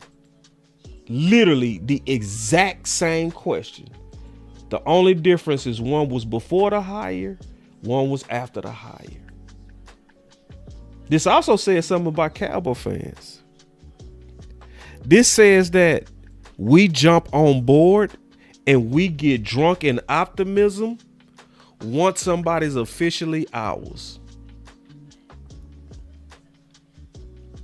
This is a mirror of who Cowboy Nation is.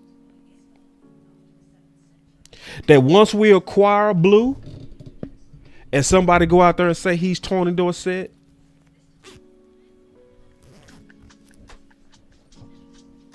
we start believing it immediately. It shows you how thirsty we are too for good news. This is why a lot of content creators play. They play y'all. They really do. They know y'all want to hear optimism. So that's all they feed you. That's all they feed you. Because this shows you what you really want to hear. Y'all didn't give a damn about Parker. Then after he was hired, the polls say, now you believe in Parker. You didn't give a damn about Parker before he became your DC. That's what this poll says. You was half of Cowboys that was in this poll was giving credit to a guy that had nothing to do with Parker's success. See, I'm showing you all the reasons to why the media is weaponized, because we are controllable. We can be sheep if we don't wake up. That's why I do shows like this to help wake you up so that you're not a sheep. So that you can discern and you can actually sit back and say, is that making sense? What this insider is saying? Does that actually match? Like, is that a real reason to not want Al Harris saying he babied his players? Is that real? Or is that something that's been fed? Is that something that they just fed that insider to get us off of the hunt of wanting him as a DC? Exactly, Angie. Angie say eating too much candy, not eating your vegetables, or brushing and flossing your teeth. Exactly. This is vegetables. This is vegetable content. This is real, honest content with receipts. My boy M said perfectly. Trust but verify. Absolutely. So I'm like, this is what we got to learn from the DC search. We got to learn from this, and we got to be smarter going forward. That don't just trust them because they have insider by their name. I got to look at your track record. I got to look at your integrity. I got to look at your motives. And I got to sometimes say, are you being fed that? Is this something to where maybe you don't even know any better, but because you heard it from Jerry or Steven, you're reporting it, but it's also making you report their side of it.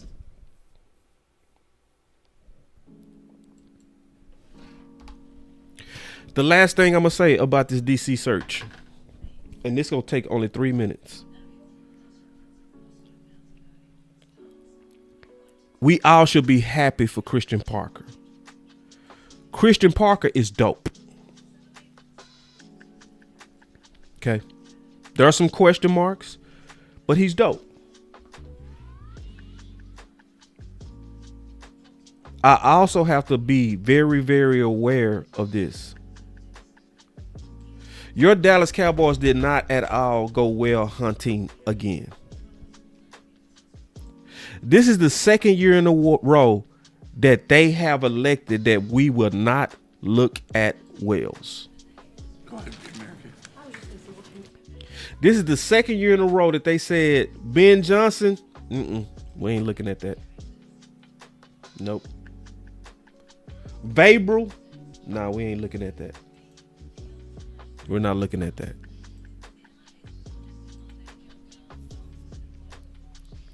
And we have to be conscious and measure this going forward.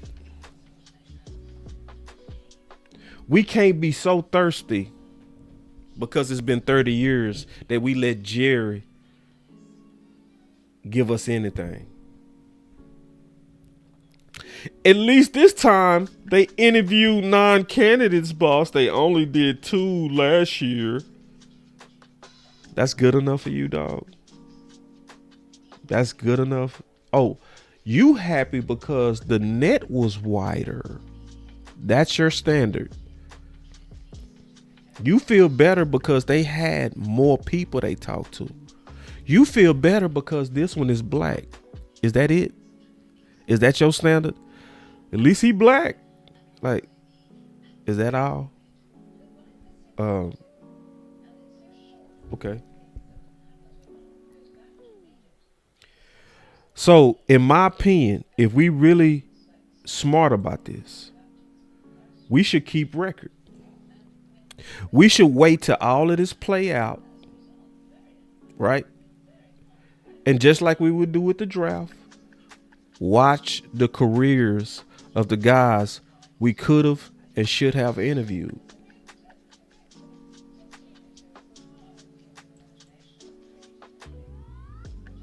So that if Parker and Brian Schottenheimer a year from now or 2 years from now are let go because they just not getting it done, or because they trying to push Witten onto the staff, we need to be able to keep a record and say, okay, are y'all go shop for Wells now? Or y'all go shop for the Vrabels now? The Ben Johnsons now? Or you go shop for the Raheem Morris now? The guys that actually were DCs, won Super Bowls as DCs, guys that earned, and I'm talking about still to this day respected as DCs and defensive minds right now, burning hot right now. And there's no excuse. Bobby Bell put that out too. He put that out that they was basically looking at it like when it came down to Brian Flores that, you know, they felt like he was going to likely get a head coaching opportunity or, you know, or he was going to return to Minnesota. That is absolutely not a reason not to interview him. And they talked about it. Listen to this in the conversation with Morris. Listen. We should feel good about. So it does feel like those 4 are the ones that they're kind of coalescing around. Now for Cowboys offseason decisions. The offense. By the way, I don't think I read Raheem Morris's name on any of those Vegas odds lists. I did not. Ain't that some bullshit? See, to me, the people who've been doing a damn good job, Sean and RJ, they've been doing damn good. They've been asking hard questions. They've been keeping it real. They've been keeping it all the way real. Listen to RJ right here. Listen. See it either. I think the Cowboys did not get good feedback about him when they asked around. Here go Bobby Bell again. He ain't get good feedback. I'm the insider. I say so. So then guess what the people they'll start parroting that. Well, according to Bobby Bell, they didn't get good feedback about him, so that's why they ain't even decide to look. The insider said it, so that's what I'm going to go with. They ain't get a good report. Shit. RJ pushed back on that. Listen. I don't think that they got encouraging. Why don't you do your own feedback? That's how you determine who you Y'all hear RJ? Clap it up for RJ.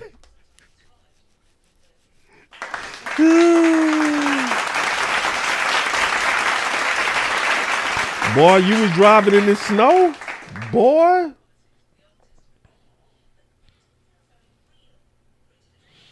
Man, I'm glad you made it home, boy. Ooh, it's dirty out there. Listen. Why don't you do your own feedback? Y'all heard RJ? Feedback about him when they asked around. I don't think that they got encouraging. Why don't you do your own feedback? That's how you determine who you want to talk to. I think you've got to winnow down the list based on what. Listen, Bobby. That's how you determine who you dwindle it down. What do other people around the league say about it? You know what? This is why my dad, and he took this, I don't remember who he took this from, he would never buy me used books at college. Why? He said, what if the other person was a complete moron that underlined all the books? That is a fantastic point, and I love your dad for that. What do you mean? Like that they crossed out what you should be reading? You know how people will highlight, they're underline stressing stuff? what they think is important? Yeah, he goes, what if that person's a complete idiot? You naturally end up reading the stress and emphasis of somebody who's dumb. That's amazing. I'm just amazed how Bobby loved that metaphor, and he still go turn right around and defend front office stupid shit. I love that thought process, actually. Like, he loved it, and then he go go right back to defending front office. Where did he either got that from somewhere or he's I don't know a where he genius. got it from. But it's like, He wasn't a genius. You take I love you, Ralph. You take the information somebody gives you, but you still talk to them, you still interview them.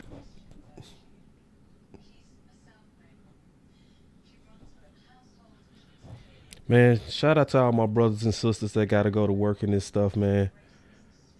Shout out to y'all, man. Prayers, y'all pray for the people that got to get into these elements. Yeah. Even if they say, nah, this guy's tough to work with. Right, well, maybe that person that told you that. Start? What if we would have did that with George Pickens? What if we would have just took Pittsburgh report? What if we would have, did that dumb shit? That's RJ's point, and it's an excellent point. Where do you start? That's any job, though, right? Like, I mean, you generally get an idea. There's no excuse not to talk to Ben Johnson, Mike. Right. Sean wasn't hearing that shit. Sean was like, man, it's no excuse. You bring them type of coaches in. You supposed to bring in somebody like Flores, period, to even just learn from them. Vrabel, Bill Belichick. There was no excuse not to talk to Bill Belichick. I think none whatsoever. Belichick, they know. Like, I think they know whether or not they know. So here you go again defending him. See, they already know. They already know him. They know him. They know him as an opponent. They don't know him. It's like the toughest guy you going against would also be the toughest guy on your team versus other people. See, one of the main reasons Michael Jordan wanted Dennis Rodman because he knew how Dennis Rodman was an asshole and tough against him. So if he had a chance to get him, he's going to be tough against them, the other guys. Bill Belichick is not in an intricate presentation. Yes, yes, he did. Sean basically said, F that. Like, what you talking about? That's exactly what he did. He said, F that, man. What you talking about, Bobby? But well, come on, man. Broken down what he thought about the Dallas Cowboys. No. I at least talked to you to get that info. Right, but they know. I think they know instantly could they work with him. The others, I agree. They did not think they could work with him. So the others, I agree on. Vrabel and Johnson, you should probably talk to him regardless. But Belichick, he was a GM they dealt with in trade discussions and free agent stuff for years. I think Vrabel and Johnson, you should talk to them. They gone. That wasn't even a discussion. That's the obvious now, dog. Vrabel and Johnson, that wasn't even a discussion. The discussion was Morris. The discussion is Flores and Wales like Jim. Why did you just flip it to the obvious? The discussion was Morris. they probably knew we don't match. And then Belichick may have felt like we don't match. I don't know. Well, if you have an opportunity to sit down for 3 hours with maybe the greatest football mind of all time, you just do it. You just take the 3 hours. You take the 3 hours and learn about yourself. Kellen Moore. They interviewed Kellen Moore for the job.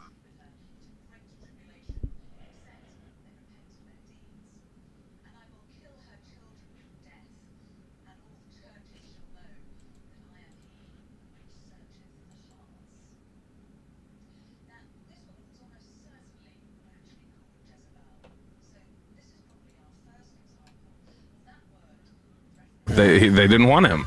No, I think that when you look at, especially knowing there's going to be a feeding frenzy and it's so wide open, you have to prioritize people.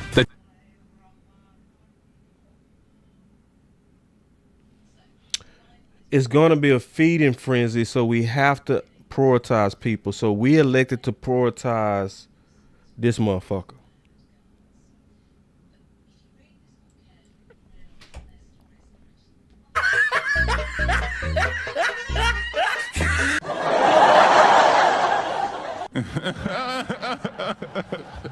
See, that's why I say, man, I don't care if they got insider by their name. If it don't make sense, I'm not buying it. I'm throwing it in the trash. That shit don't make sense. You got to prioritize it. So let's prioritize Gannon. Let's not talk to Morris. Let's talk to Gannon lose ass. Let's not talk to some guys who won multiple Super Bowls. Flores got, I think, 4 of them. Known right now as the most innovative mind. Let's not talk to him. Let's prioritize Gannon.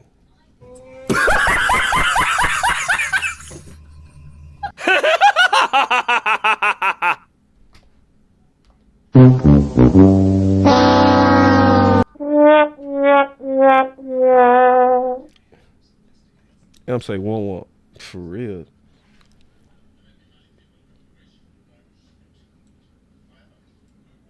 You want to interview, and if they had been told Raheem Morris is not somebody that they would match with, or no, Flores. if they were like, hey, it doesn't really match with you guys, or the concepts that he believes are not stuff that you go for, I'm fairly certain they got not great feedback about Raheem Morris from some people. You fairly certain that, yeah. They fed you some trash. And you out there feeding us trash. Trash in, trash out. I'm fairly certain, yeah, trash in, trash out. Leaks are only as good as the truth of the source. How the hell you gonna be pushing for Gannon? And Gannon was in Bobby Belt's top 2. Top 2 as likely candidates, and we over here like I'm pretty certain we got some reports that yeah, I'm the insider. I say so. I'm the insider. I say so. And so that's why he was not prioritized on their list. But looking at the offensive side of the ball for the Cowboys, biggest blinking lights this offseason. So listen, y'all. I'ma always pause, right? And it's a time to stop and say, what just happened with this DC thing? So that if it happened again, right? Matching concepts. Yeah, he said that. It's like, y'all see, that's the problem. Them people that said that to Bobby, we don't like him. It's the matching concepts. It's like, y'all the stupid asses that thought Eberflus was a match. I think y'all just need to stop trying to act like y'all know more than people who've just obviously done a way better job than you've ever done. These men won Super Bowls. These men have won multiple Super Bowls, and you over here trying to talk about what their defense should match with yours. How about you humble yourself to them instead of them having to humble themselves to you and your loser ass defense?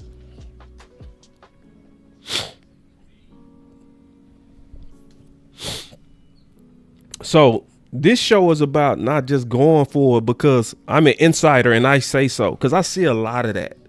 I saw a whole lot of that. I mean, I saw a lot of that. When old boy came out and he was hold on real quick. Y'all give me 1 second, man. I'm having a brain fart. I'm starting to get tired.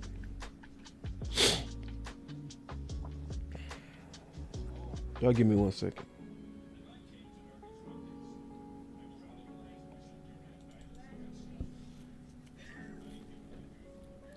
Okay. I'm back on now. So when David Howman, okay. So we brought David Howman on. That's the difference between us and a lot of people. A lot of people just assumed that what he said was some bullshit. right? The difference between us and them is we actually brought him on to hear what he had to say.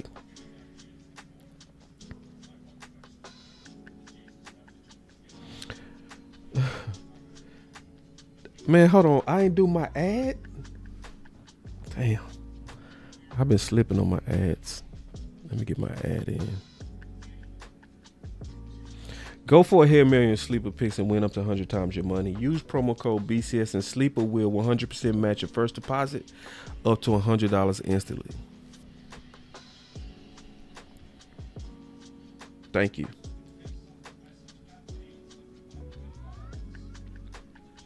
But we brought we brought David in. And you know what it came down to? When people was trying to treat him like he was a wannabe, and he actually works for Blogging and the Boys, where they have credentials and all kind of stuff. He made a call. He made a call last year. See, most people didn't get the whole story of why he said he felt like it was an eternal civil war, like we said. He said that because he said he made a call last year about Flores. And he said it was an abrupt no. Last year. So they get to read tea leaves, but he can't. When he called up to front office himself. And he's saying based on how the body language directly has always been off when it came to Flores, that's why he said what he said.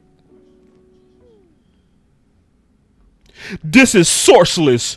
This is sourceless.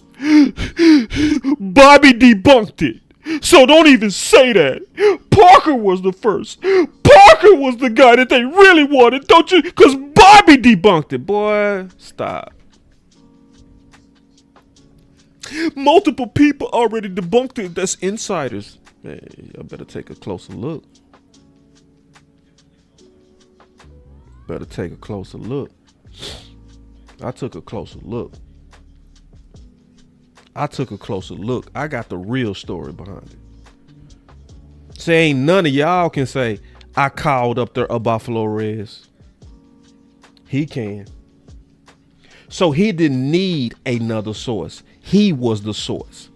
He was the guy who had personal knowledge of something being off when it came down to whale hunting, specifically the whale of Brian Flores. They gonna leave that out. So I peeped the game. So this is what I'm gonna do. This is what I suggest y'all do. Keep score. Just keep score. Keep score. This is what I mean by that. We got our guy. We got Parker. What we got to do is then judge him side by side the other candidates. We should see what he does here. Obviously, he has an uphill road. He's going to be dealing with a lot of bureaucracy. He's going to be dealing with a meddling front office. So it's already not fair to him. Just keeping it real. He's not going to be in a position like Mike McCarthy is now, where Mike McCarthy ain't going to deal with no meddling owner, no owner that's coming out trying to say the defensive coordinator is supposed to get the job. He ain't dealing with none of that. No more at Pitt. He will have autonomy at Pitt. But we got to measure. We got to measure Parker. And I'm going to measure it fair. I'm going to be like, bro, I'm telling you, Parker is, this is why we got to pay attention to the insiders and all that bullshit they be putting out there. Because we got to know when to have their back. See, let me tell you something else. This is also why I don't like that Parker is vague. Some people like that. Some people I like that he said I don't have a particular type of player.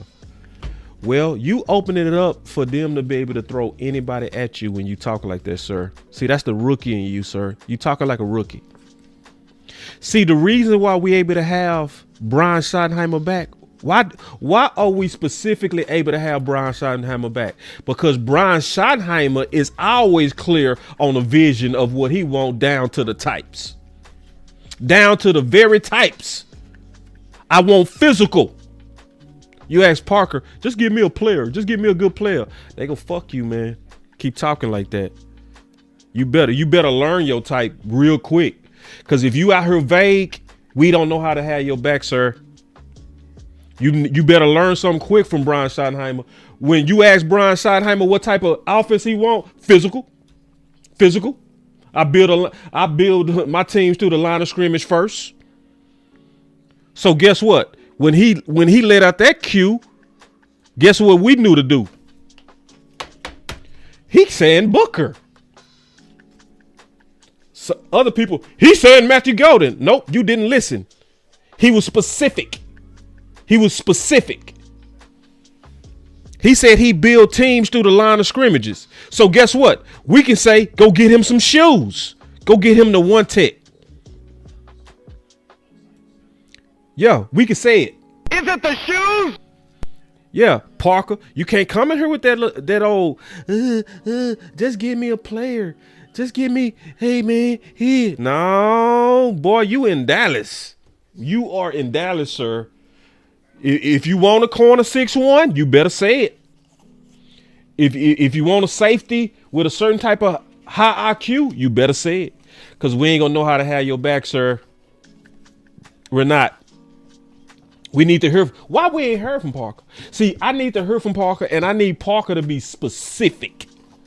You better tell us quick. You better tell us quick what you want.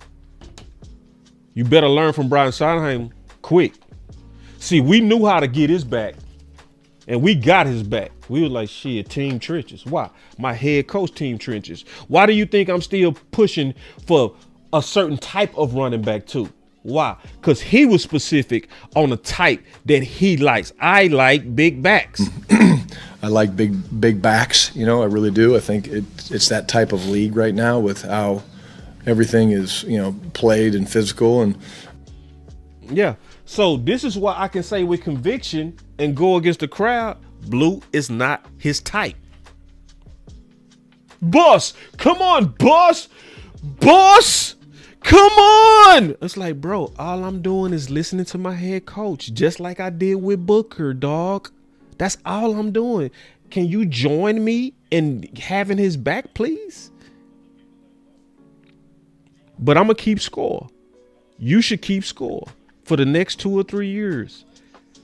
Because it's going to be a time to where Brian Schottenheimer and Parker time is going to expire like every coach. And we need to be able to say, see, y'all avoided Wells. What happened with those Wells? They went on to do some da-da-da-da-da-da-da-da. Can y'all stop this cycle avoiding Wells? It's some lessons we got to learn from this DC thing. We can't be them type of fans that, woo, we hit a home run. Woo, we got Parker. Woo, it's nothing else to think about. We got a guy that's young and innovative. This is all I ever wanted. Hell nah. Nah, I'm going to measure him. Yeah, because see, it shows you that Jerry and them avoided men and real alphas. That's what really it says. He avoided men that look like they have a pedigree to push back.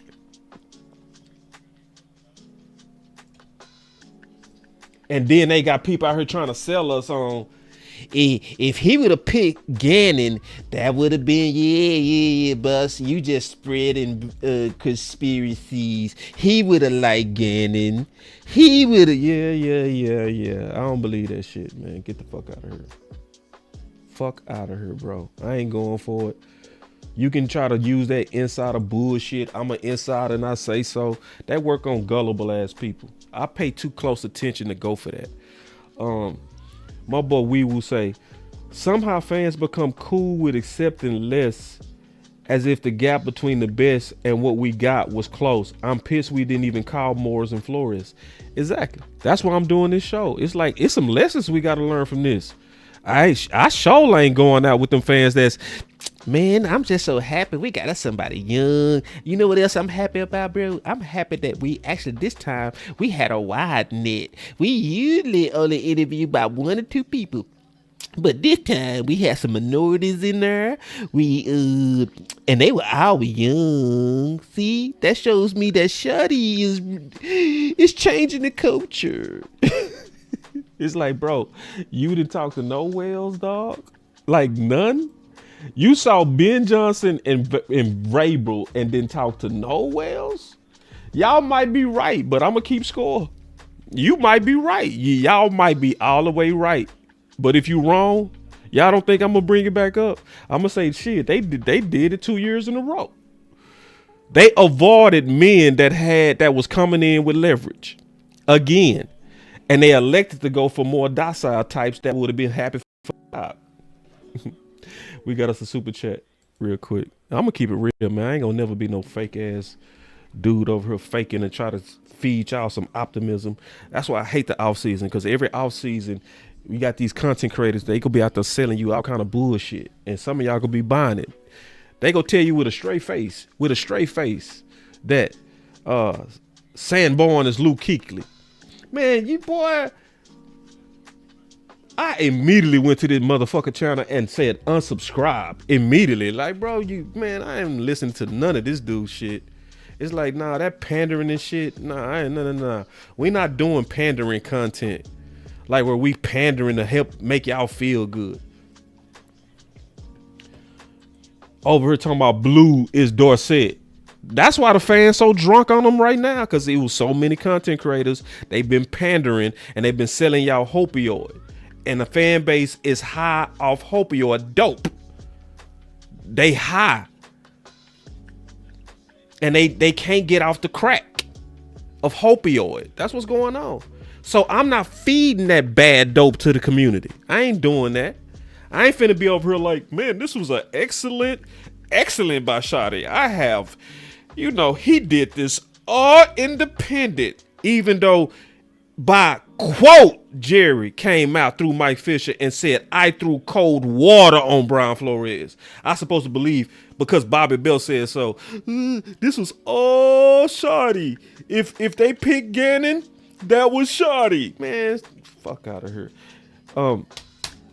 My boy said, boss, I said hell of a DB coach, but like you said, I'm on the fence about what players he wants and needs. Still on the fence about his play calling.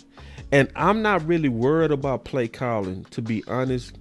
I'm not even worried about play calling at all.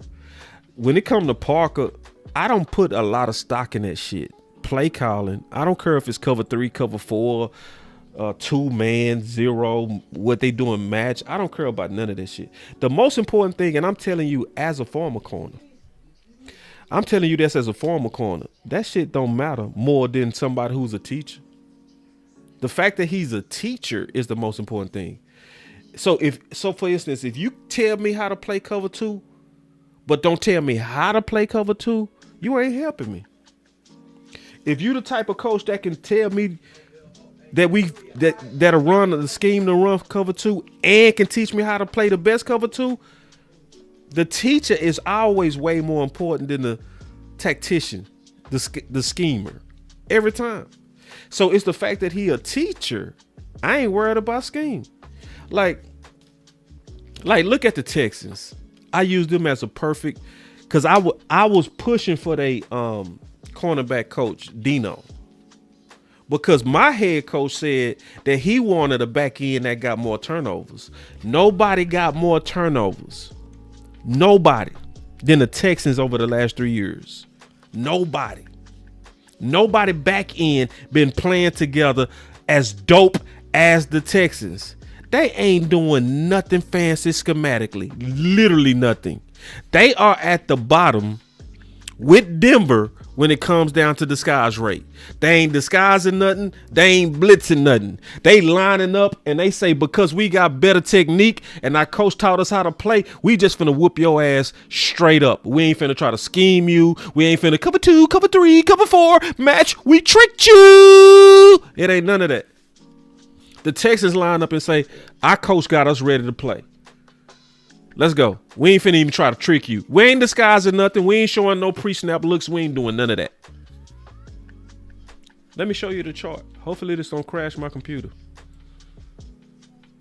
But I'm gonna show you, listen, I'm big on evidence. I'm big on that. I'm sorry, y'all. I know that might get on your nerves, but I'm very big on showing you. Like a lot of people, they like to, I said so it's what it is. No, I'm gonna show you. I'm gonna show you the Texans, so you can see that Parker, in terms of, it's the real question is this: will we partner him with the right front end people?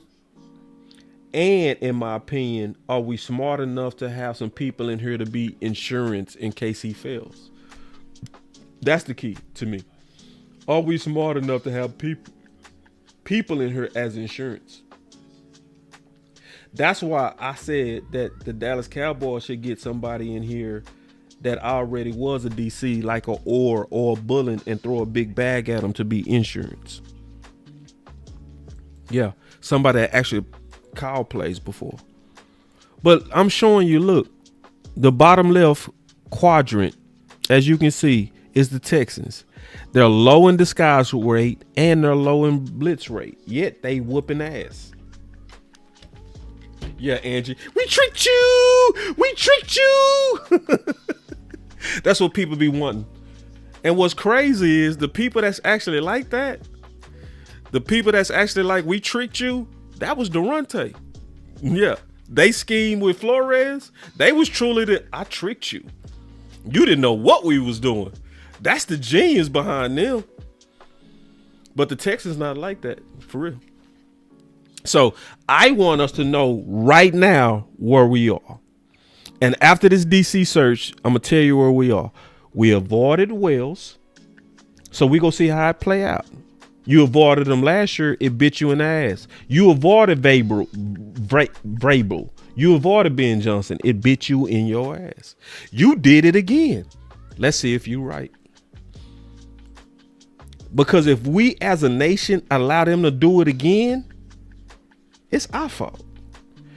If they go out there and run the same play over and over again and we fall for it, it's our fault. So this is why I want the timestamp right now and say, what are the lessons from this DC search? The two biggest lessons is this. This is the two biggest lessons. Is that your media insiders are not always your friend. Sometimes they are literally weaponized. Literally. If Jerry and them out there giving them information that's trash, they gonna give us trash. If they out there saying, it's people on the inside that felt like Diggs was babied and it don't match the evidence, well, that trash in was the trash that the insiders put out, and they was a weapon. They was a propaganda weapon. And Jerry literally said, I use the media. He literally said, like, goddamn, he literally said it. Yes, but really, I'm calling. I use you to call. And you say, how's that? I use media to express an interest. So if a man tell you, I use the media, shouldn't we be paying attention to who could potentially be being used? How do you know if they being used? When they're saying don't line up to what really happened? Like when you hear Bobby Better saying that Mike McCarthy felt threatened by Dan Quinn, and then I go look at the real story recounting, and that shit just ain't even lining up at all to what really happened. That Jerry and them was out there that made all this tension. It was Jerry and them that made the tension, but who got the blame?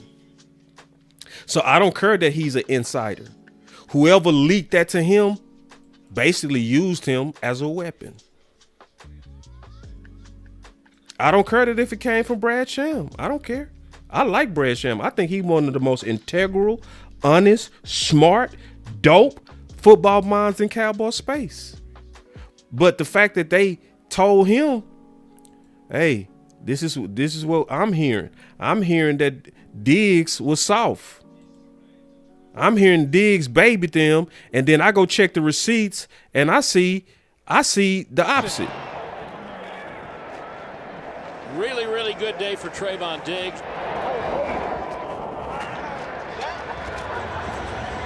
Realistically, every ball could be a pick. Man, we said that last year. Dog, seriously. If your eyes...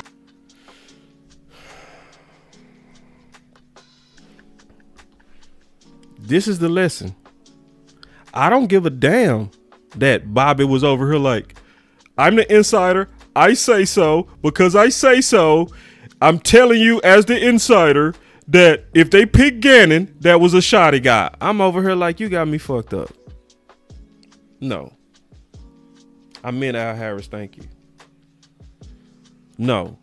I watched my head coach way too consistent and being very, very, very specific in his visions. So when he say he want a communicator, he ain't talking about pum guy. He ain't talking about no weird shit. When he say I want a guy who can lead a room, he ain't talking about. What's up? Hey, what's up, man? How you doing? Good. Pew. Good. Shots, explosives. I'm the insider. I say so. Your shit don't match. If it matched Shoddy, I would say yeah. Well, you know, he making sense. That does fit Shoddy. Shoddy ain't never been inconsistent. I showed you clip after clip. Shoddy doing exactly what he said he was gonna do, and it worked. I like big backs. You liked Williams, didn't you? Didn't you like him? He said these games are won in the trenches. We liked Booker, didn't we? We liked Quentin Williams, didn't we? Oh yeah, we liked him, didn't we? That man know exactly what he wants. When he say I want multiple, yeah, he know what he looking for. I supposed to be just Bobby said it, go with it. Wait, he came in, boss. He disputed what you said. Shit, no, fuck, he didn't. No, he didn't. So yeah, the media can be weaponized. You better know that now, so you'll be smarter going forward.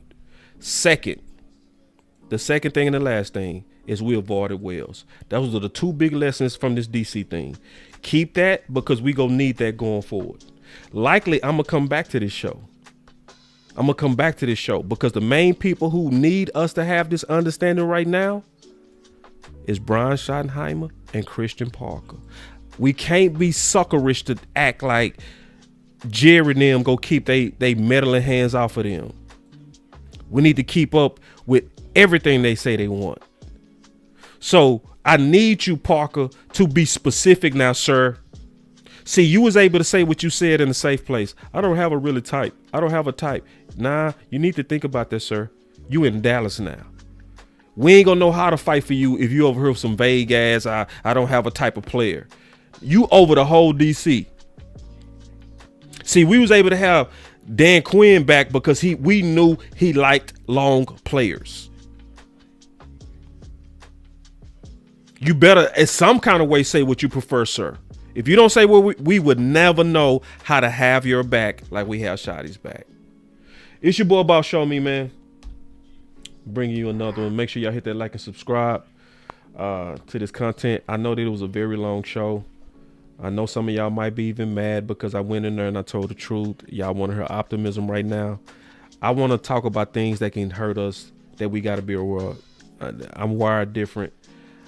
Listen, I like hope. I like optimism. I like being prepared more than that.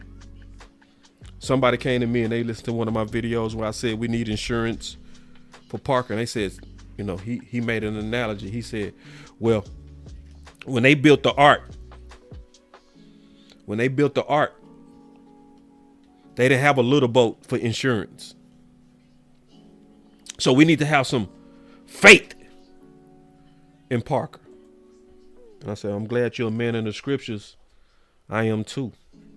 So as a man of the scriptures, if you're talking about faith, it says that without works, it's dead, sir. So the best thing to do is put some actual thought behind, not just hope. Because see, some of y'all think faith is hope. Faith is not hope. Faith is action. What's the action? What's the smart things we doing to protect Parker, to protect Brian? That's real faith. Not sitting back just hoping he go work out. I just hope we picked him. I hope he the right guy. Hope it work out. Now you better not tune out. You better not turn your brain off. Turn your brain off if you want to. You can throw scriptures at somebody else. You can't throw scriptures at me because I also know the scriptures. And we need to put some work. That's what real faith is. He said the scriptures say faith without works is dead. So the word faith in terms of hope alone means nothing if you're not putting in a tangible, smart, working plan. That ain't gonna work on me, sir. So let's keep our eyes open, y'all. And also, if y'all like content like this, man, if y'all want to throw something in your boy pocket, throw it at the Cash App. I greatly appreciate it. Especially right now, it'd be greatly appreciated. The Cash App is Boss Cowboy Sports. I appreciate all the support always from Cowboy Nation. Until the next live, until the next video. Peace.